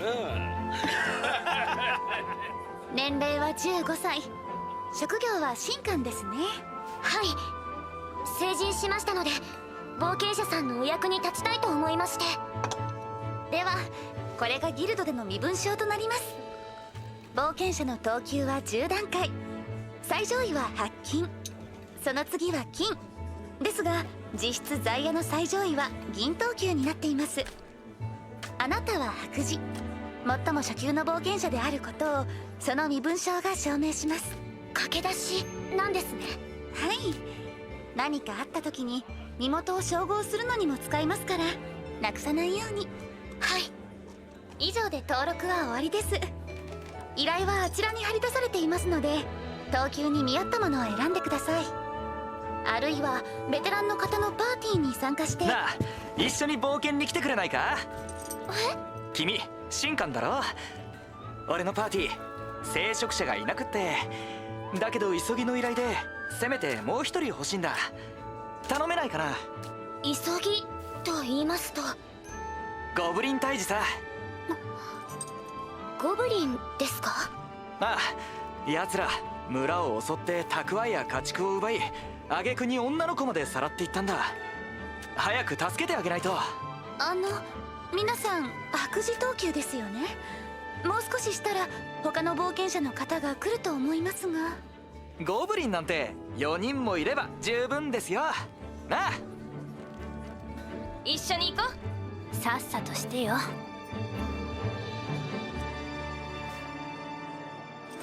かりました。私なんかでよろしければ。やった、これで冒険に出られるぞ。よろしくな。よろしく。これでもうゴブリン退治も楽勝だな。はしゃがないでよ。まあまあ、いざとなったら私が何とかするから。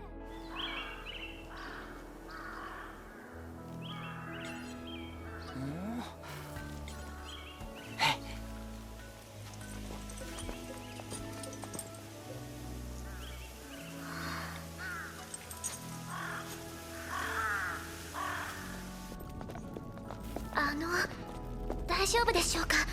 いきなり飛び込んで。一度戻って準備をした方が。はあ、ここまで来て何？心配性だな。ゴブリンなんて体も知性も子供並みだし、怪物の中でも最弱だよ。俺は村に来たのを追っ払ったことあるぜ。自慢にもならないでしょ。俺たちならたとえ竜が出たってなんとかなるさ。気が早いけど、まあそのうちにね。まず目指すはドラゴンスレイヤーだ。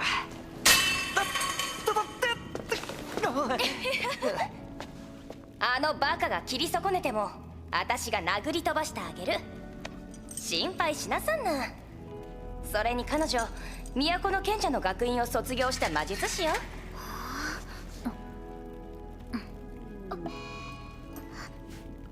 よし、おしゃべりはここまでだ。行くぞ。薬などは持っていらっしゃるのですか？ないよ。買い物する金も時間もなかったからな。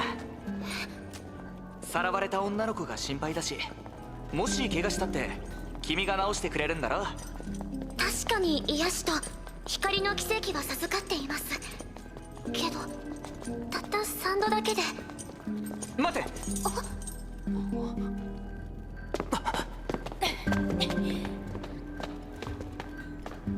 なんだこりゃ。入り口にもあったわよ。だっけ？糸地火深き地母神よ、闇の中に踏み入りし旅人にどうかご加護。ほら遅れてる。2人とも先に行っちゃったじゃない。ごめんなさい。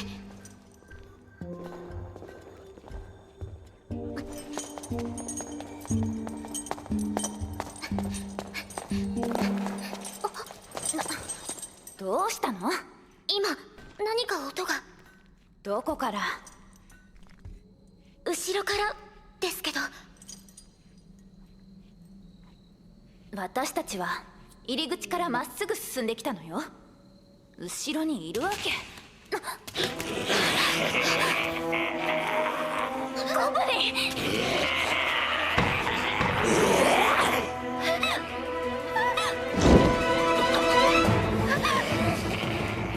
サジタ・インフラマライラディウス。ファイヤーボルト！仕留めた！サジタ・インフラマライラディウス。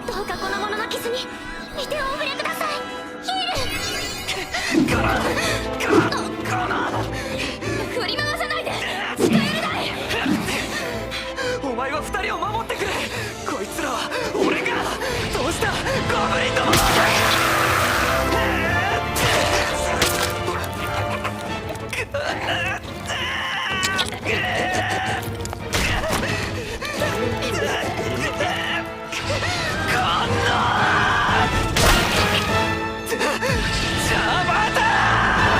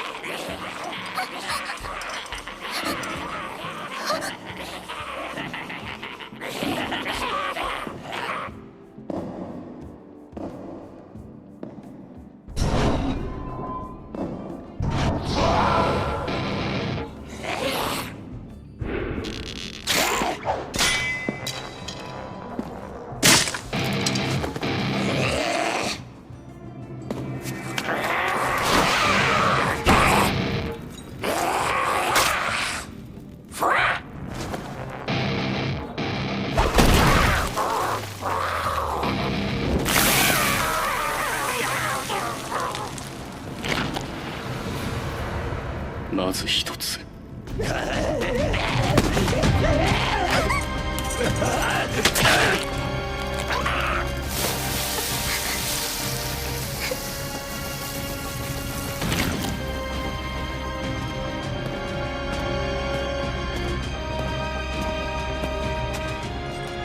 これで二つ。あなたは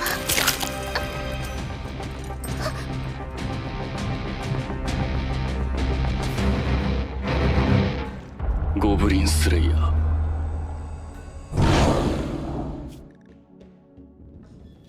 ゴブリンスレイヤー。ギル？駆け出しか。はい。喋れるようだな。運がいい。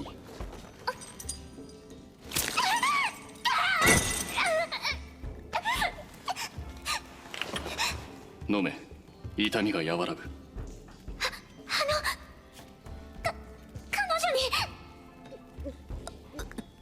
諦めろ。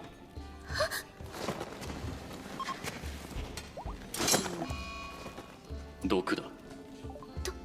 毒？解毒剤はあるがもう間に合わん。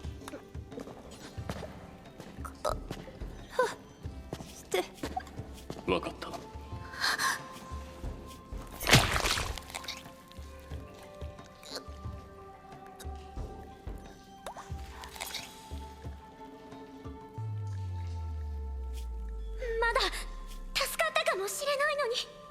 苦しませるな。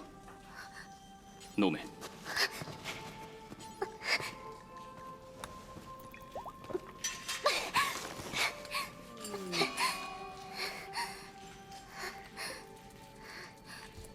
大柄なやつを見たか？いたと思います。けどホブだな。渡りを用心棒にでもしたか？俺はゴブリンを殺しに行く。お前はどうする？行きます。何が使える？ヒールとホーリーライトを授かっています。回数は？全部で3回。残り2回です。よし。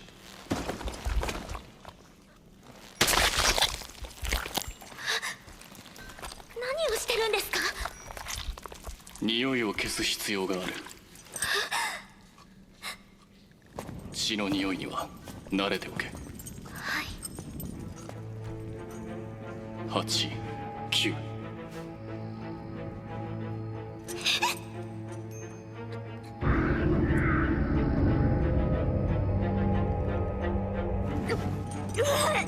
ホラー穴で振るには長すぎる。どうしてこんなことに？背後から大軍に襲われたか？こんな私たちが通った時は。暗い洞窟で明かりは松明だけ。岩肌の影にまで注意を払うことはない。まずそいつに目が行くだろう。駆け出しがよくやる失敗だ。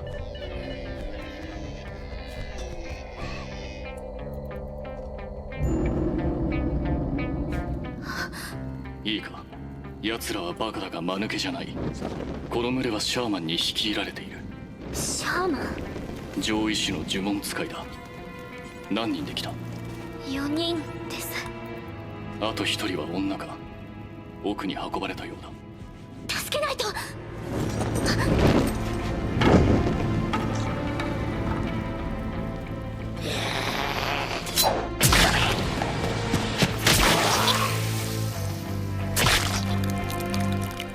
10。暗いところが見えるのですか？まさか練習をした。奴らの喉の高さを狙って。練習ってどれくらい？たくさんだ。これは血のりでもう使えん。こいつは石膏だ。この穴で当たりだ。行くぞ。はい。ここからホーリーライトを唱えろ。唱えたらすぐ入り口まで戻れ。はい。行くぞ。糸地火深き地母神よ、闇に迷える私どもに聖なる光をお恵みください。ホーリーライト。6、ホブ1、シャーマン1。残り8。引け。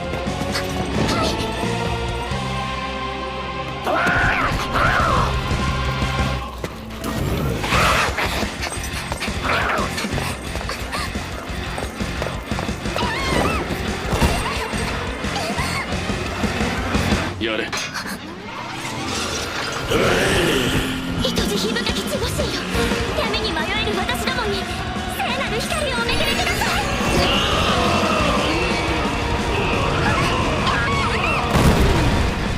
11。次のが来ます。もう奇跡は。分かってる。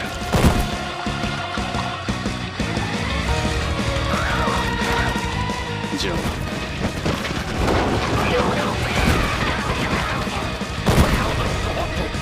12、13。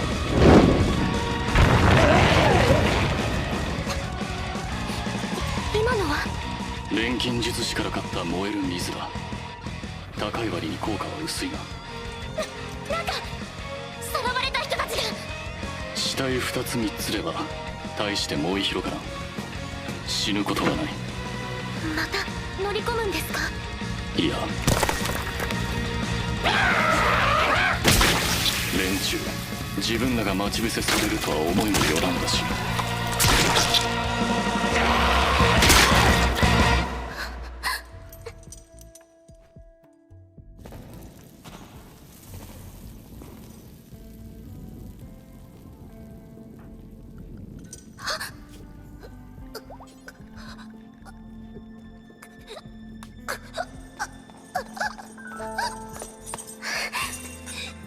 もう大丈夫。もう大丈夫ですから。さて、やはりか。18、上位種は無駄にしぶとい。これは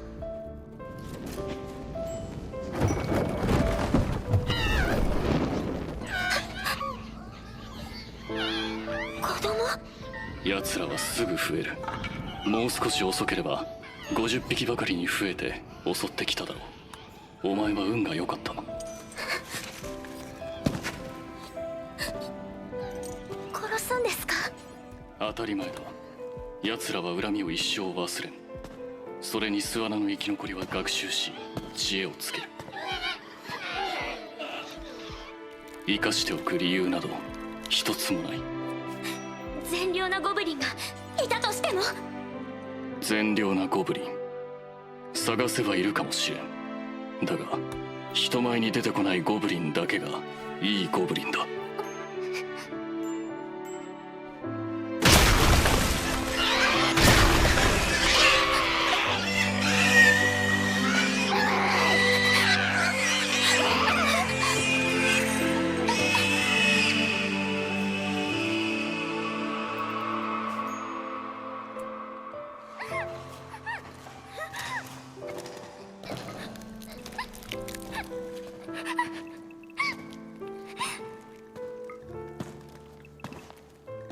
これで22。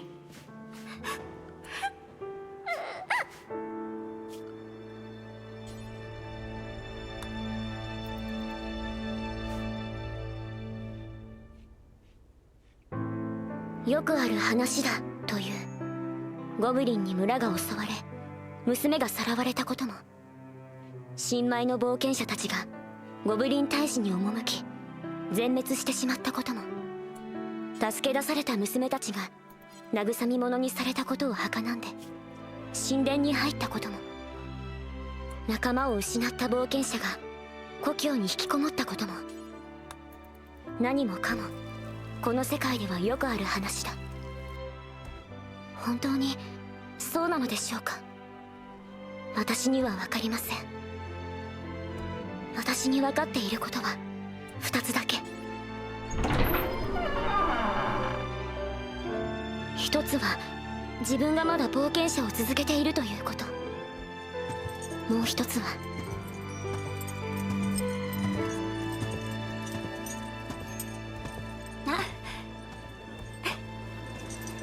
どうもゴブリンスレイヤーさん。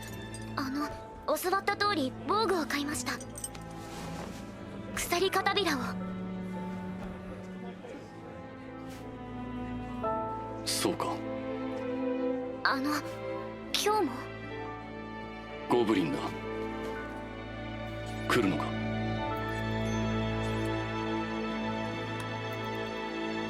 はい。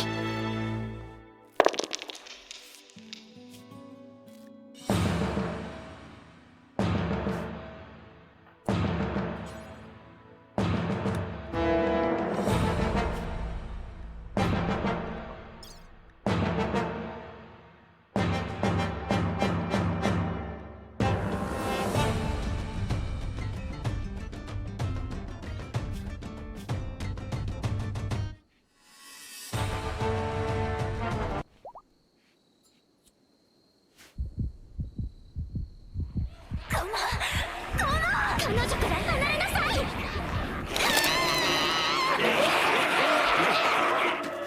この邪魔だ。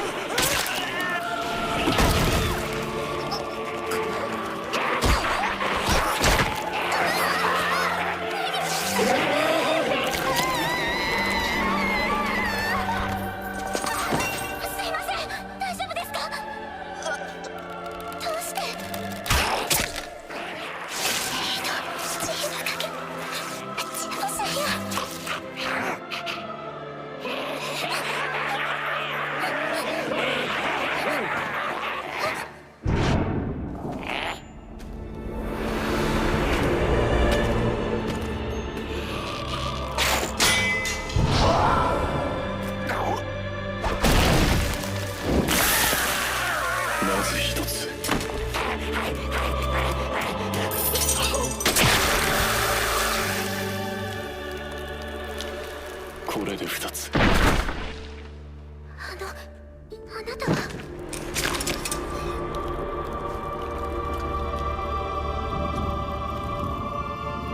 ゴブリンスレイヤー。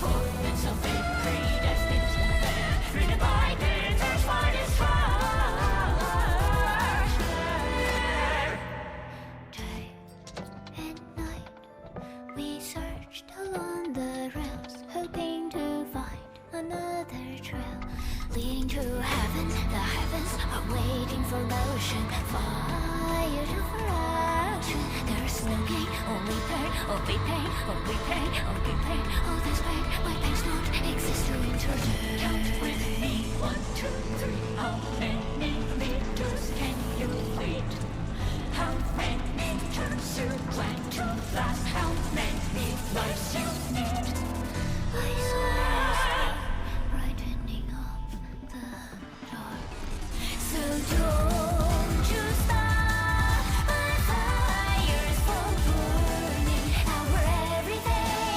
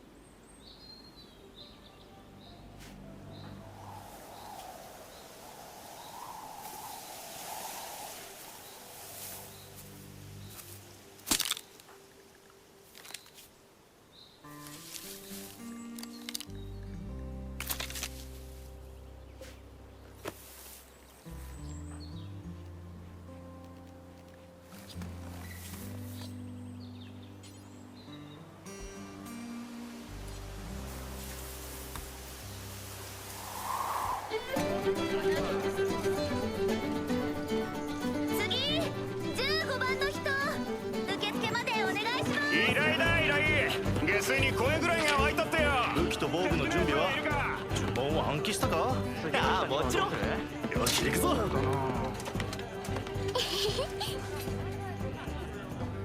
ずいぶんと上機嫌ね。だって私も2年目ですもん。先輩って言っても許されますよね。はあ、もうそんなになるっけ。はい、それにそろそろ9位から8位へ昇級してもいいんじゃないかって。まあ頑張ったもんね。それにしても賑やかだわ。めんこい姉ちゃんたちだな。冒険者になったらああいうこと仲良くできんだろうな。何あれ、エルフ相手に内緒話ができると思ってるのかしら。去年は私もあそこに並んでいたんですけど、ここまで多くはいませんでしたね。だから訓練場が開設されるんだろうけど。手紙読みました？読んだ当然。新人冒険者向けの寄付だってね。動きが早いったら。本当にこれからは冒険者としてではなく支援する側から戦うって書いてらっしゃいましたね。元気そうで安心したわ。家族とも仲直りできたみたいだし。よし行くぞ。やっぱり最初に何か襲われるかどうか大事ですよね。私はそこまで意味ないんじゃないかなって思うけど、何を教わったって人の話を聞かないやつは絶対聞かないからさ。例えばそうドワーフとか。聞こえとるぞ耳長娘。そうか、エルフの方が人の話を聞かんだろうが。あら、ドワーフより耳はいいわよ。おれみ、かなとこには皮肉も通じん。誰がかなとこよ。おらら、お前さん以外におるかのうはって。あんま騒ぐなよ。新米どもにカッコつかねえじゃねえか。ほらな、ああして交流するのがいい連帯感につながるんだ。シュランの言い訳だろ、このローフルグッド。どうもっす。おはようございます。今日もご分を。ウィース。ちょっともっときちんと挨拶して。いやいや、暖かくなって皆も気がほぐれておるようで、節操としても暖気はありがたい。冬場は大変そうでしたものね。しかりしてコウニ殺し殿は少し遅くなるそうです。そろそろ来ると思うのですが。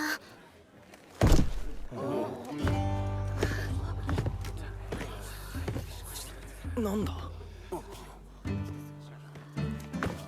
ブリンスレイヤーさん。ゴブリンスレイヤー？コウニを殺す者？なんだそりゃ。もう全員来ていたか。アルクボルクが遅いのよ。で、今日はどうするつもり？ゴブリン大使だ。じゃろうな。何か希望があるなら聞くが。節操としては功徳となるならば何でも構いませぬよ。わかったわよ。いいわ、ゴブリン大使言ってあげようじゃないの。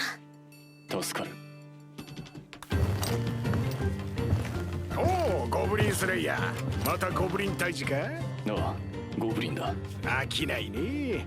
俺たちはちょいと遠でさ、遺跡の探検。なあ、あいつ。そうだな。なんて言ってるんです？聞かない方がいいわ。ゴブリンだ。あるか？もち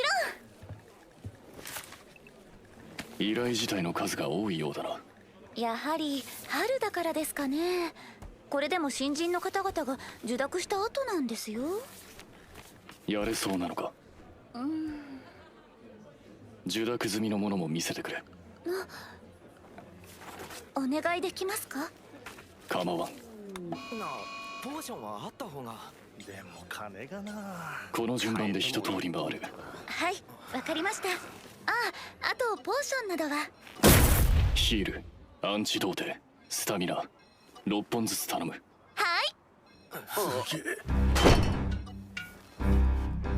何したるの？手先で触っただけでも間違えないようにする。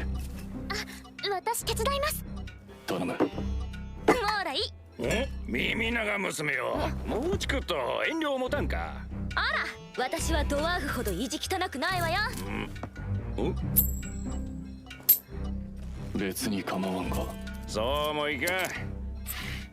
金と道具の扱いは仲間内こそだ。どれ節操も。何をしてるんですか？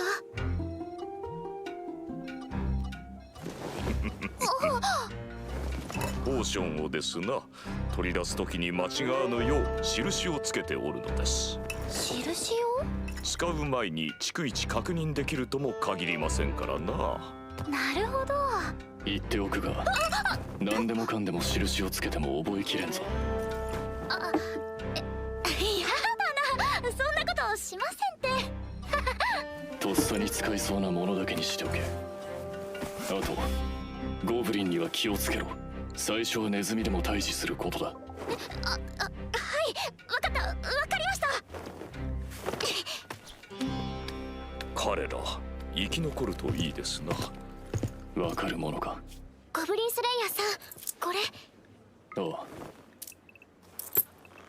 受けてきた。どうだ？どうだも何も行くって決めてるからここにいるんですよ。だいたい放っておくと一人で行っちゃうんですもん。っていうかオルクボルグは周り気にしなさすぎよね。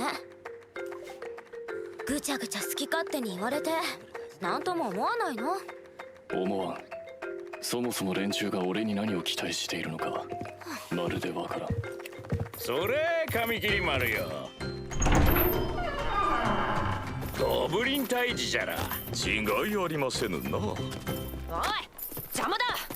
怪我するぞ。すみまいや、こりゃ気をつけんか。うるせえ。ノロノロしてるそっちが悪いんだろ。火の玉ぶつけっぞ。さあく近頃の若いもんは。うわ、それ年寄り臭いわよ、ドワーフ。エルフのお前だけには言われたくないわ。なんですって？まあ新人が増えれば大なり小なり跳ね返りはおるもの。どうかなさいましたかな？あ、いいえ、なんでもないんです。なんでも。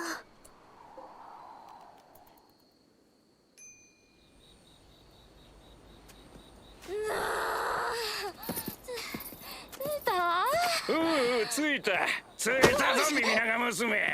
神官殿もこれはもういかぬようですな。お任せしてよろしいかな、コウニ殺し殿よ。ああ、まとめておく。そちらも頼む。もう眠い。ではまた明日。あ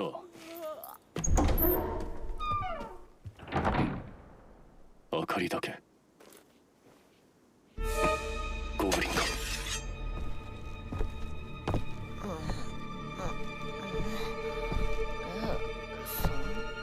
まだ寝てていいと。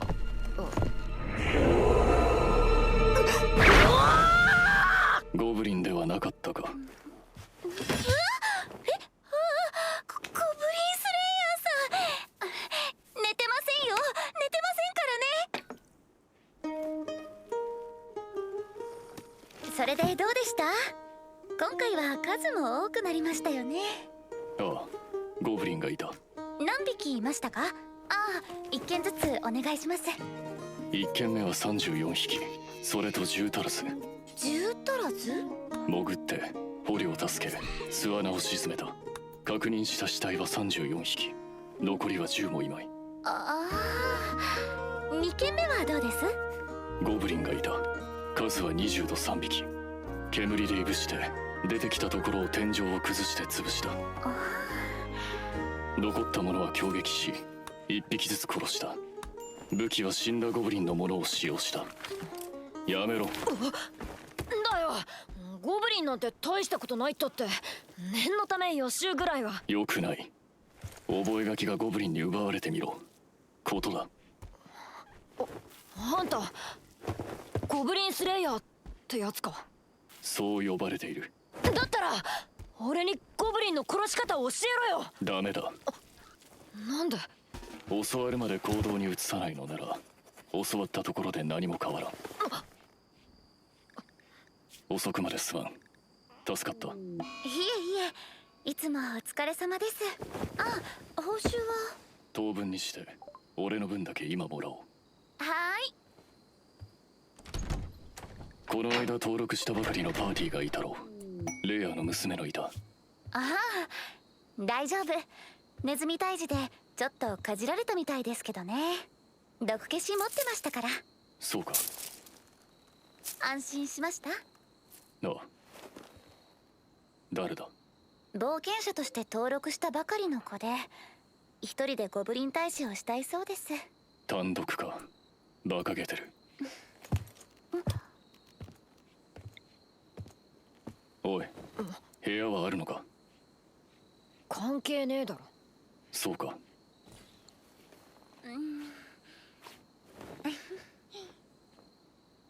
ついてこい。おい、待てよ。何勝手に決めてんだ。あんがとよ。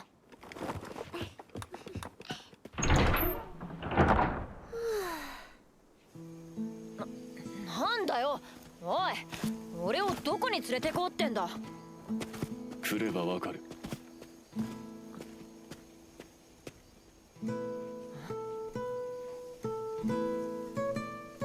牧場？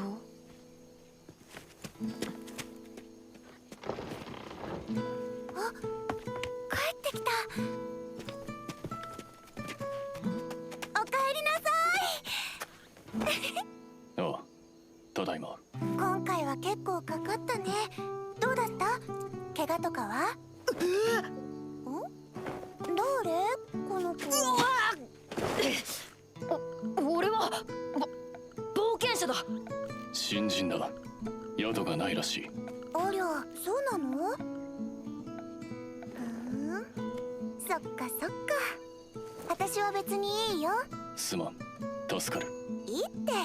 君のしそうなことだし。おじさんにも話をしたい。起きているか？多分ね。そうか。あんた、あいつの嫁さん？そうだよ。違う。ダメだ。いいじゃないおじさん。一晩くらい泊まらせてあげたって。登録したての冒険者なんざそこらのプライカンと変わらんのだぞ。俺がゴロツキと同じだってのか？黙りなさい。そういう態度だから信用されんしできんのだ。では俺が借りている納屋ならどうでしょうか？この子に何かあったら責任は取れるのか？いえ、だから寝ずの番をします。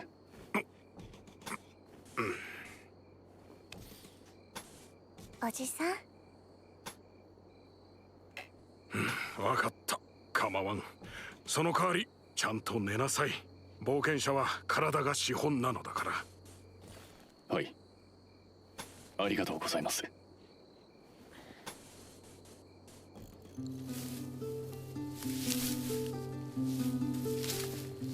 結局何なんだよあいつら。なんだとは？あんたの嫁さんじゃねえってことは家族じゃねえんだろ。そうだな。昔からの知り合い、家主、そしてその娘。客観的にはそうなる。向こうがどう思っているかは俺は知らん。なんだそりゃ。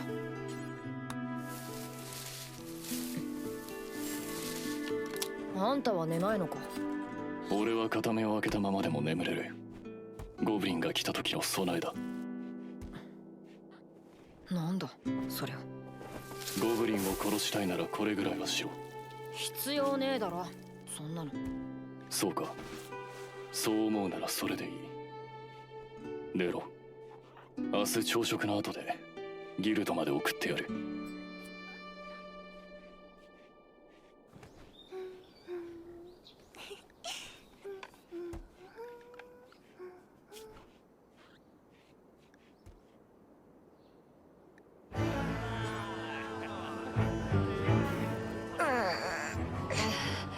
食いすぎだな。では俺は行くぞ。最初は下水道でジャイアなんだネズミでも退治することだ。俺はゴブリン退治をやるんだ。そうか。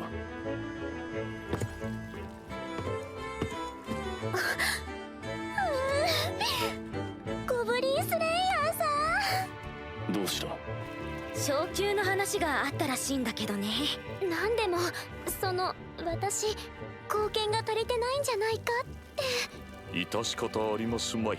我々は揃って銀等級ですからな。わしらにおんぶに抱っこじゃねえかって見るやつもいんのかね。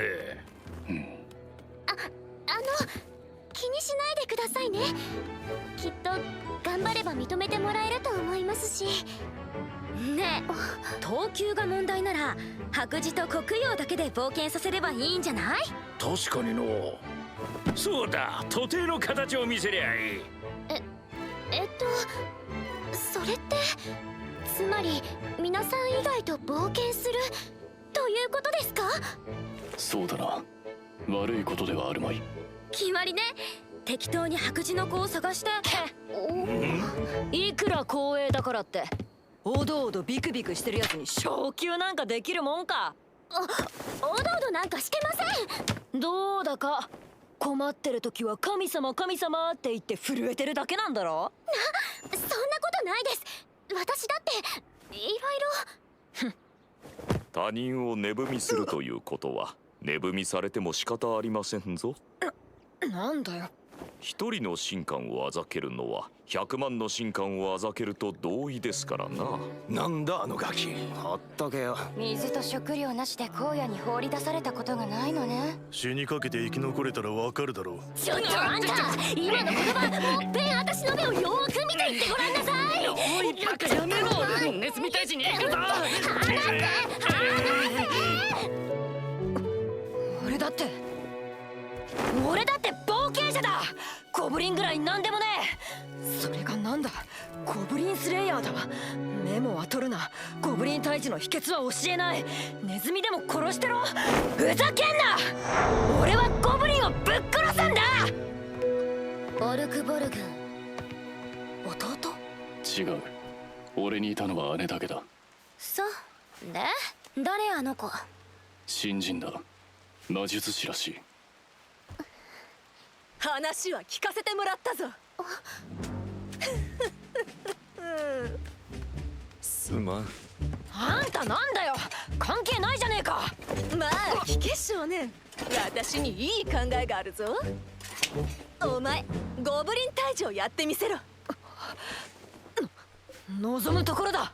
ただしリーダーはそっちの神官の子だ。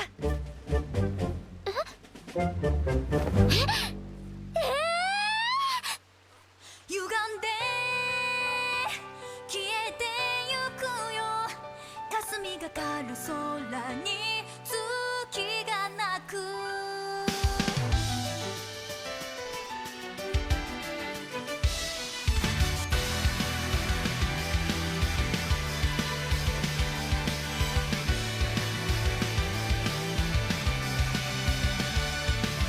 水鏡を集う見知らぬ一人、なくした面影に痛みすらなく。夜は落ちていけども無礼に満ちて、まるでこぼれ日のように風を包む。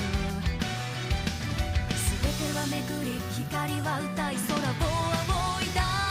この世界にまだもう許しの線と歪んで消えてゆくよ。霞がかる空に月が鳴く。痛みも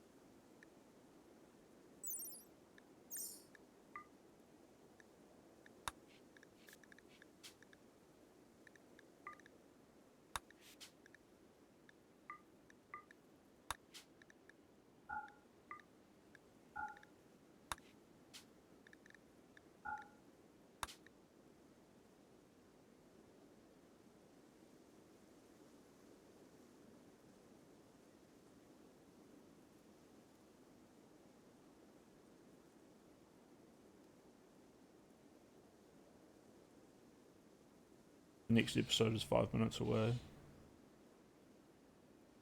See that it took that long. And so long to download, dude.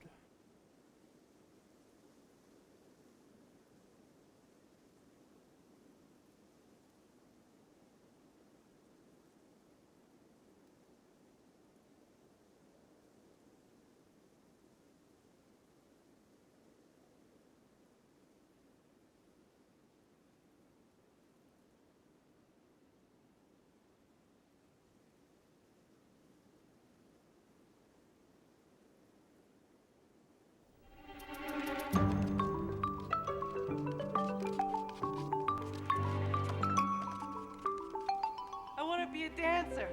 I want to be a ballerina and dance on my toes.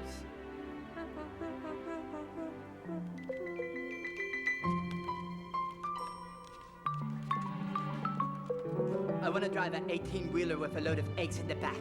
And I want to drive fast on a road with lots of bumps. And when I get to where I'm going, I'm going to open up the back and none of them eggs will be broken.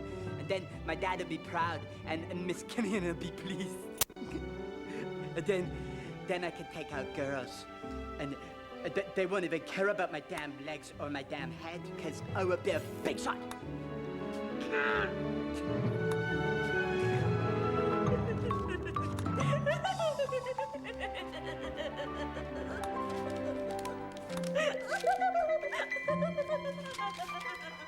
I want to learn. I think Charlie's the school's best candidate.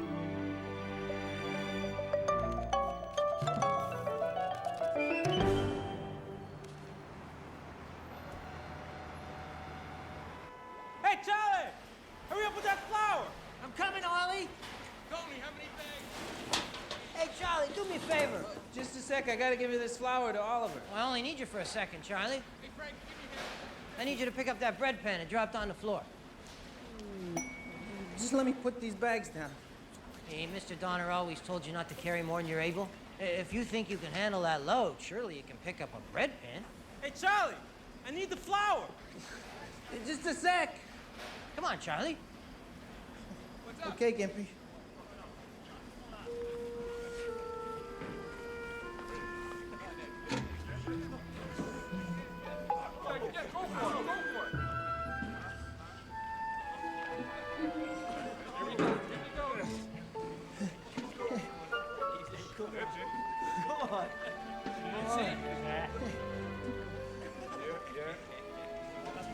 Come on, Charlie.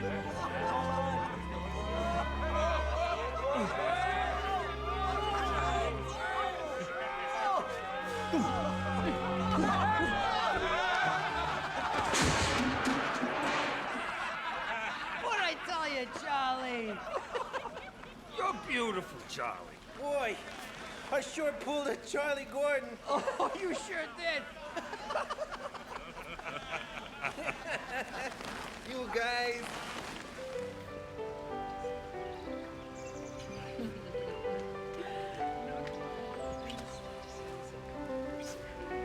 Morning. Hey, Charlie, how's it going? Going good. Work okay? Oh, yeah. Thank you. Another beautiful day, huh, Charlie? Yeah. Come here. Let's go. Come on, let's see what's No, you have to swear.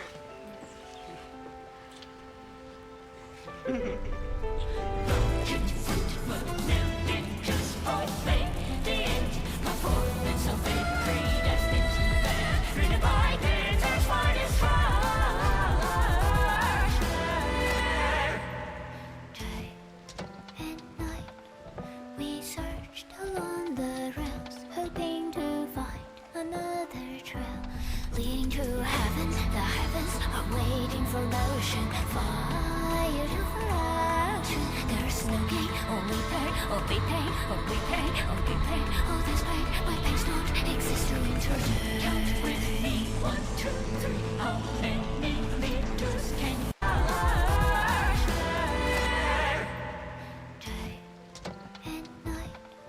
We searched along the rails, hoping to find another trail leading to heaven. The heavens are waiting for motion, fire to action. There's no gain, only pain, only pain, only pain, only pain. All this pain, my pains don't exist to interject. Count with me, 1, 2, 3. How many meters can you feed? How many turns your quantum fast? How many lives you need? I swear, brightening up the dark. So don't you stop, my fire's for burning our everyday. You and me are nothing but temporary. Even just stars begging for mercy. For when I win, I won't forgive, and I shall win, and I shall win. Yes, I shall win. Your one-sided game.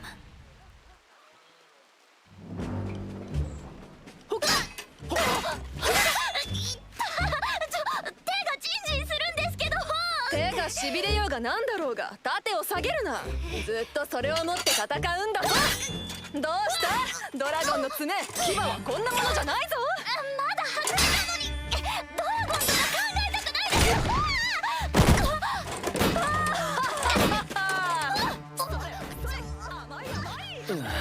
ひでえ。ほらお前らよそ見してんじゃねえぞ。女の子に目が行くのはわかっけど真面目にやらねえと死ぬぞ死ぬ。いや俺そんなんじゃねえから。そうそう槍の兄ちゃんとは違うからな。お前らな俺のことをどう見てんだか知らねえけどそれが仮にも教わる態度か。だっていつも受付の姉ちゃんに振られてんじゃん。来たばっかの俺でも知ってるぞ。そうかそうかよくあった。よし言われたくないこと言ってやろう。お前この間の冒険で突っ走った挙句に呪文切れで何もできなくなったろ。お前はネズミ大使ばっかだから長期戦になるとバテてスタミナポーション代で金欠。受付さんから？おお前ら二人は体力重点で見てくれって頼まれててな。鬼ごっこだ。狩るのは俺で狩られるのはお前ら。やべえ。ほらお前ら待ちやがれ。このようにする。これだけなの？意外と簡単なのですね。ああ紐だけあればいい。弾もその辺りにいくらでもある。覚えておいて損はない。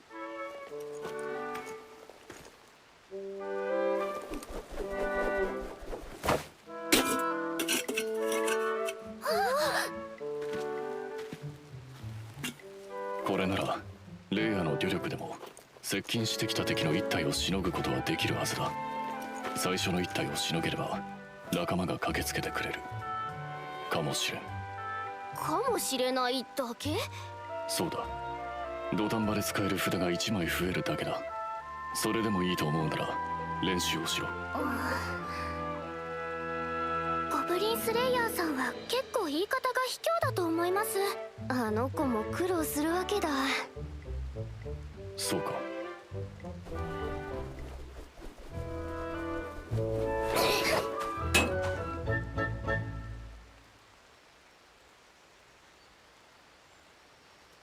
ゴブリンスレイヤーさん熱心ですね皆さん。来たのか。はい視察と言いますか監督まではいかないですね。来ちゃいました。どうですか黒曜や白磁の冒険者さんたちは。どうだろうな。俺には分からん。もうこういう時はもう少し当たり障りのない答えを言うものですよ。覚えておこう。皆さんお昼にしましょう。牧場からの差し入れだよ。昼食の提供を申し出てくださいまして。さて私もお手伝いに行かないと。そうか陣中見舞いって言えばよかったですかね。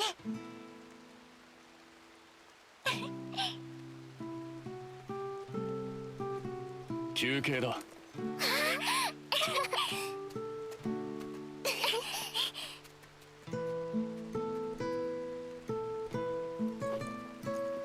おいゴブリンスレイヤーあいつはどうした。あいつああ他の子供を連れて今日は洞窟へ行っている。そっか。めったなことも起こらねえよな。あの子はどうだ？まあ魔術師のガキか。根性はあるな。魔法の才能は何とも言えねえけど。そうか。しかしどういう風の吹き回しだ。お前はあの神官の子ばっかり面倒見てると思ったが。そういうわけでもない。おい、今夜は暇か？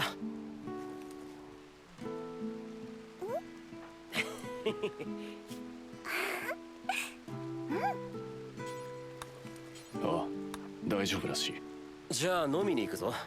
酒か？他に何がある？俺をか？他に誰がいるよ。他にあいつも誘う。男3人気兼ねなしだ。そうか。少しは付き合え。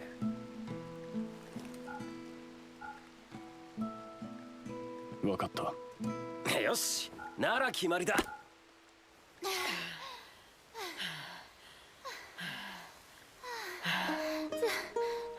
たよ。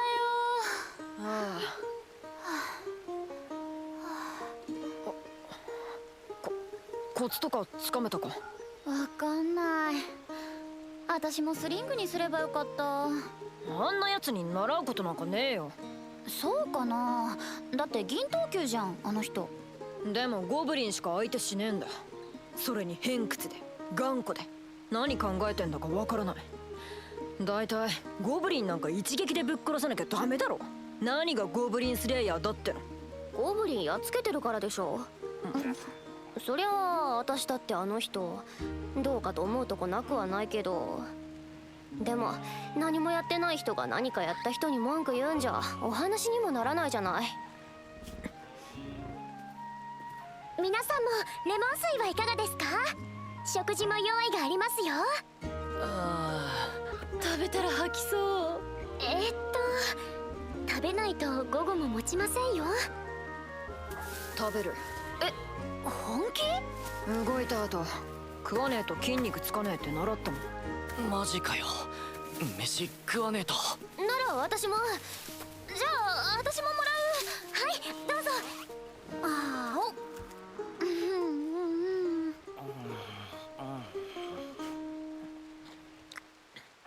姉ちゃんはすごかったんだ。ゴブリンが毒なんか使わなきゃ勝ってた。どうですか？その調子の方は。疲れた。同じく。なんとかなってるわよ。そういえばパーティーの皆さんがいらっしゃらないようですけれど。私のとこ？リーダーが貴族様の次男坊だかだったんだけどね。お兄さんがぶっ倒れちゃって戻ってこいって。それで解散しちゃった。でも空では厳しくありませんか？そりゃ厳しいけど私にだって夢はあるのだ。ビッグになる。体格差がなんだって感じでこう。ああ、わかるわかる。田舎者だからって最強を目指すって言ったら笑われたんだぜ。納得いかねえよな。だよねだよね。そりゃみんな笑うわよ。だってあんたが最強になったら他の田舎者の立場ないもん。なんだよ。わかんねえけど、とにかく今はゴブリンをうまくぶっ殺さねえと。俺はそれが一番だよ。私の知っていた魔法使いさんはですね、いつかドラゴンと戦って倒してみたいって言ってましたよ。ドラゴン？そりゃ夢みたいな話だ。無理だよ。だって夢ですもん。夢みたいな話でいいんです。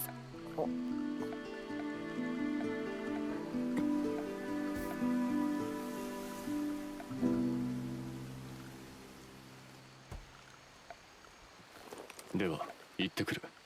今夜は遅くなるから晩飯はいらん。はいはい、おじさんも寄り合いで遅くなるからね。私は一人寂しくお留守番してますよ。勘抜きを忘れるな。柵も閉じて窓も鎧戸を落としておけ。分かってるってば。心配性だよね君は。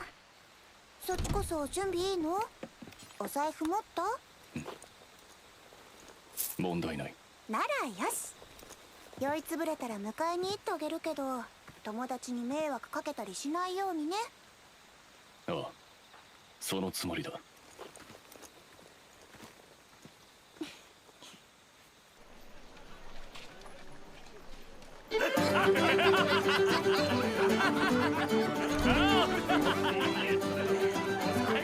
おお、来たかゴブリンスレイヤー。ここだここだ。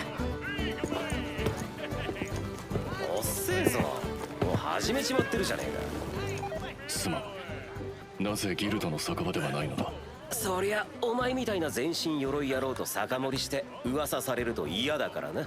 テノは建前でお前と飲むのを見られるのが照れくさいんだよ、こいつは。そうか。うっせうっせ。つかなんか頼め。あのな、こういう時はとりあえずエールでいいんだ。エールでならエールだ。お姉さん、エール3つね。はいはい、エール3つお待ちどうさま。注文いい？お姉さん、同じのをもう一杯。はい、かしこまりました。胸もいいが尻がいいな。ああ、だからお前あの騎士様が好みなわけ。馬にも乗るんだろ。それとこれとは話が別だ。あ、こういう話もギルドじゃできないか。さて乾杯しよう。何にだ。まあ面倒だし定番でいいだろ。我が町に神々のサイコロに冒険者に乾杯。んだよ、お前どうすんだよ。何かだ。分かってんだろうが、受付さんだよ、受付さん。他にもエルフだの牧場の子だの神官の子だのに囲まれて。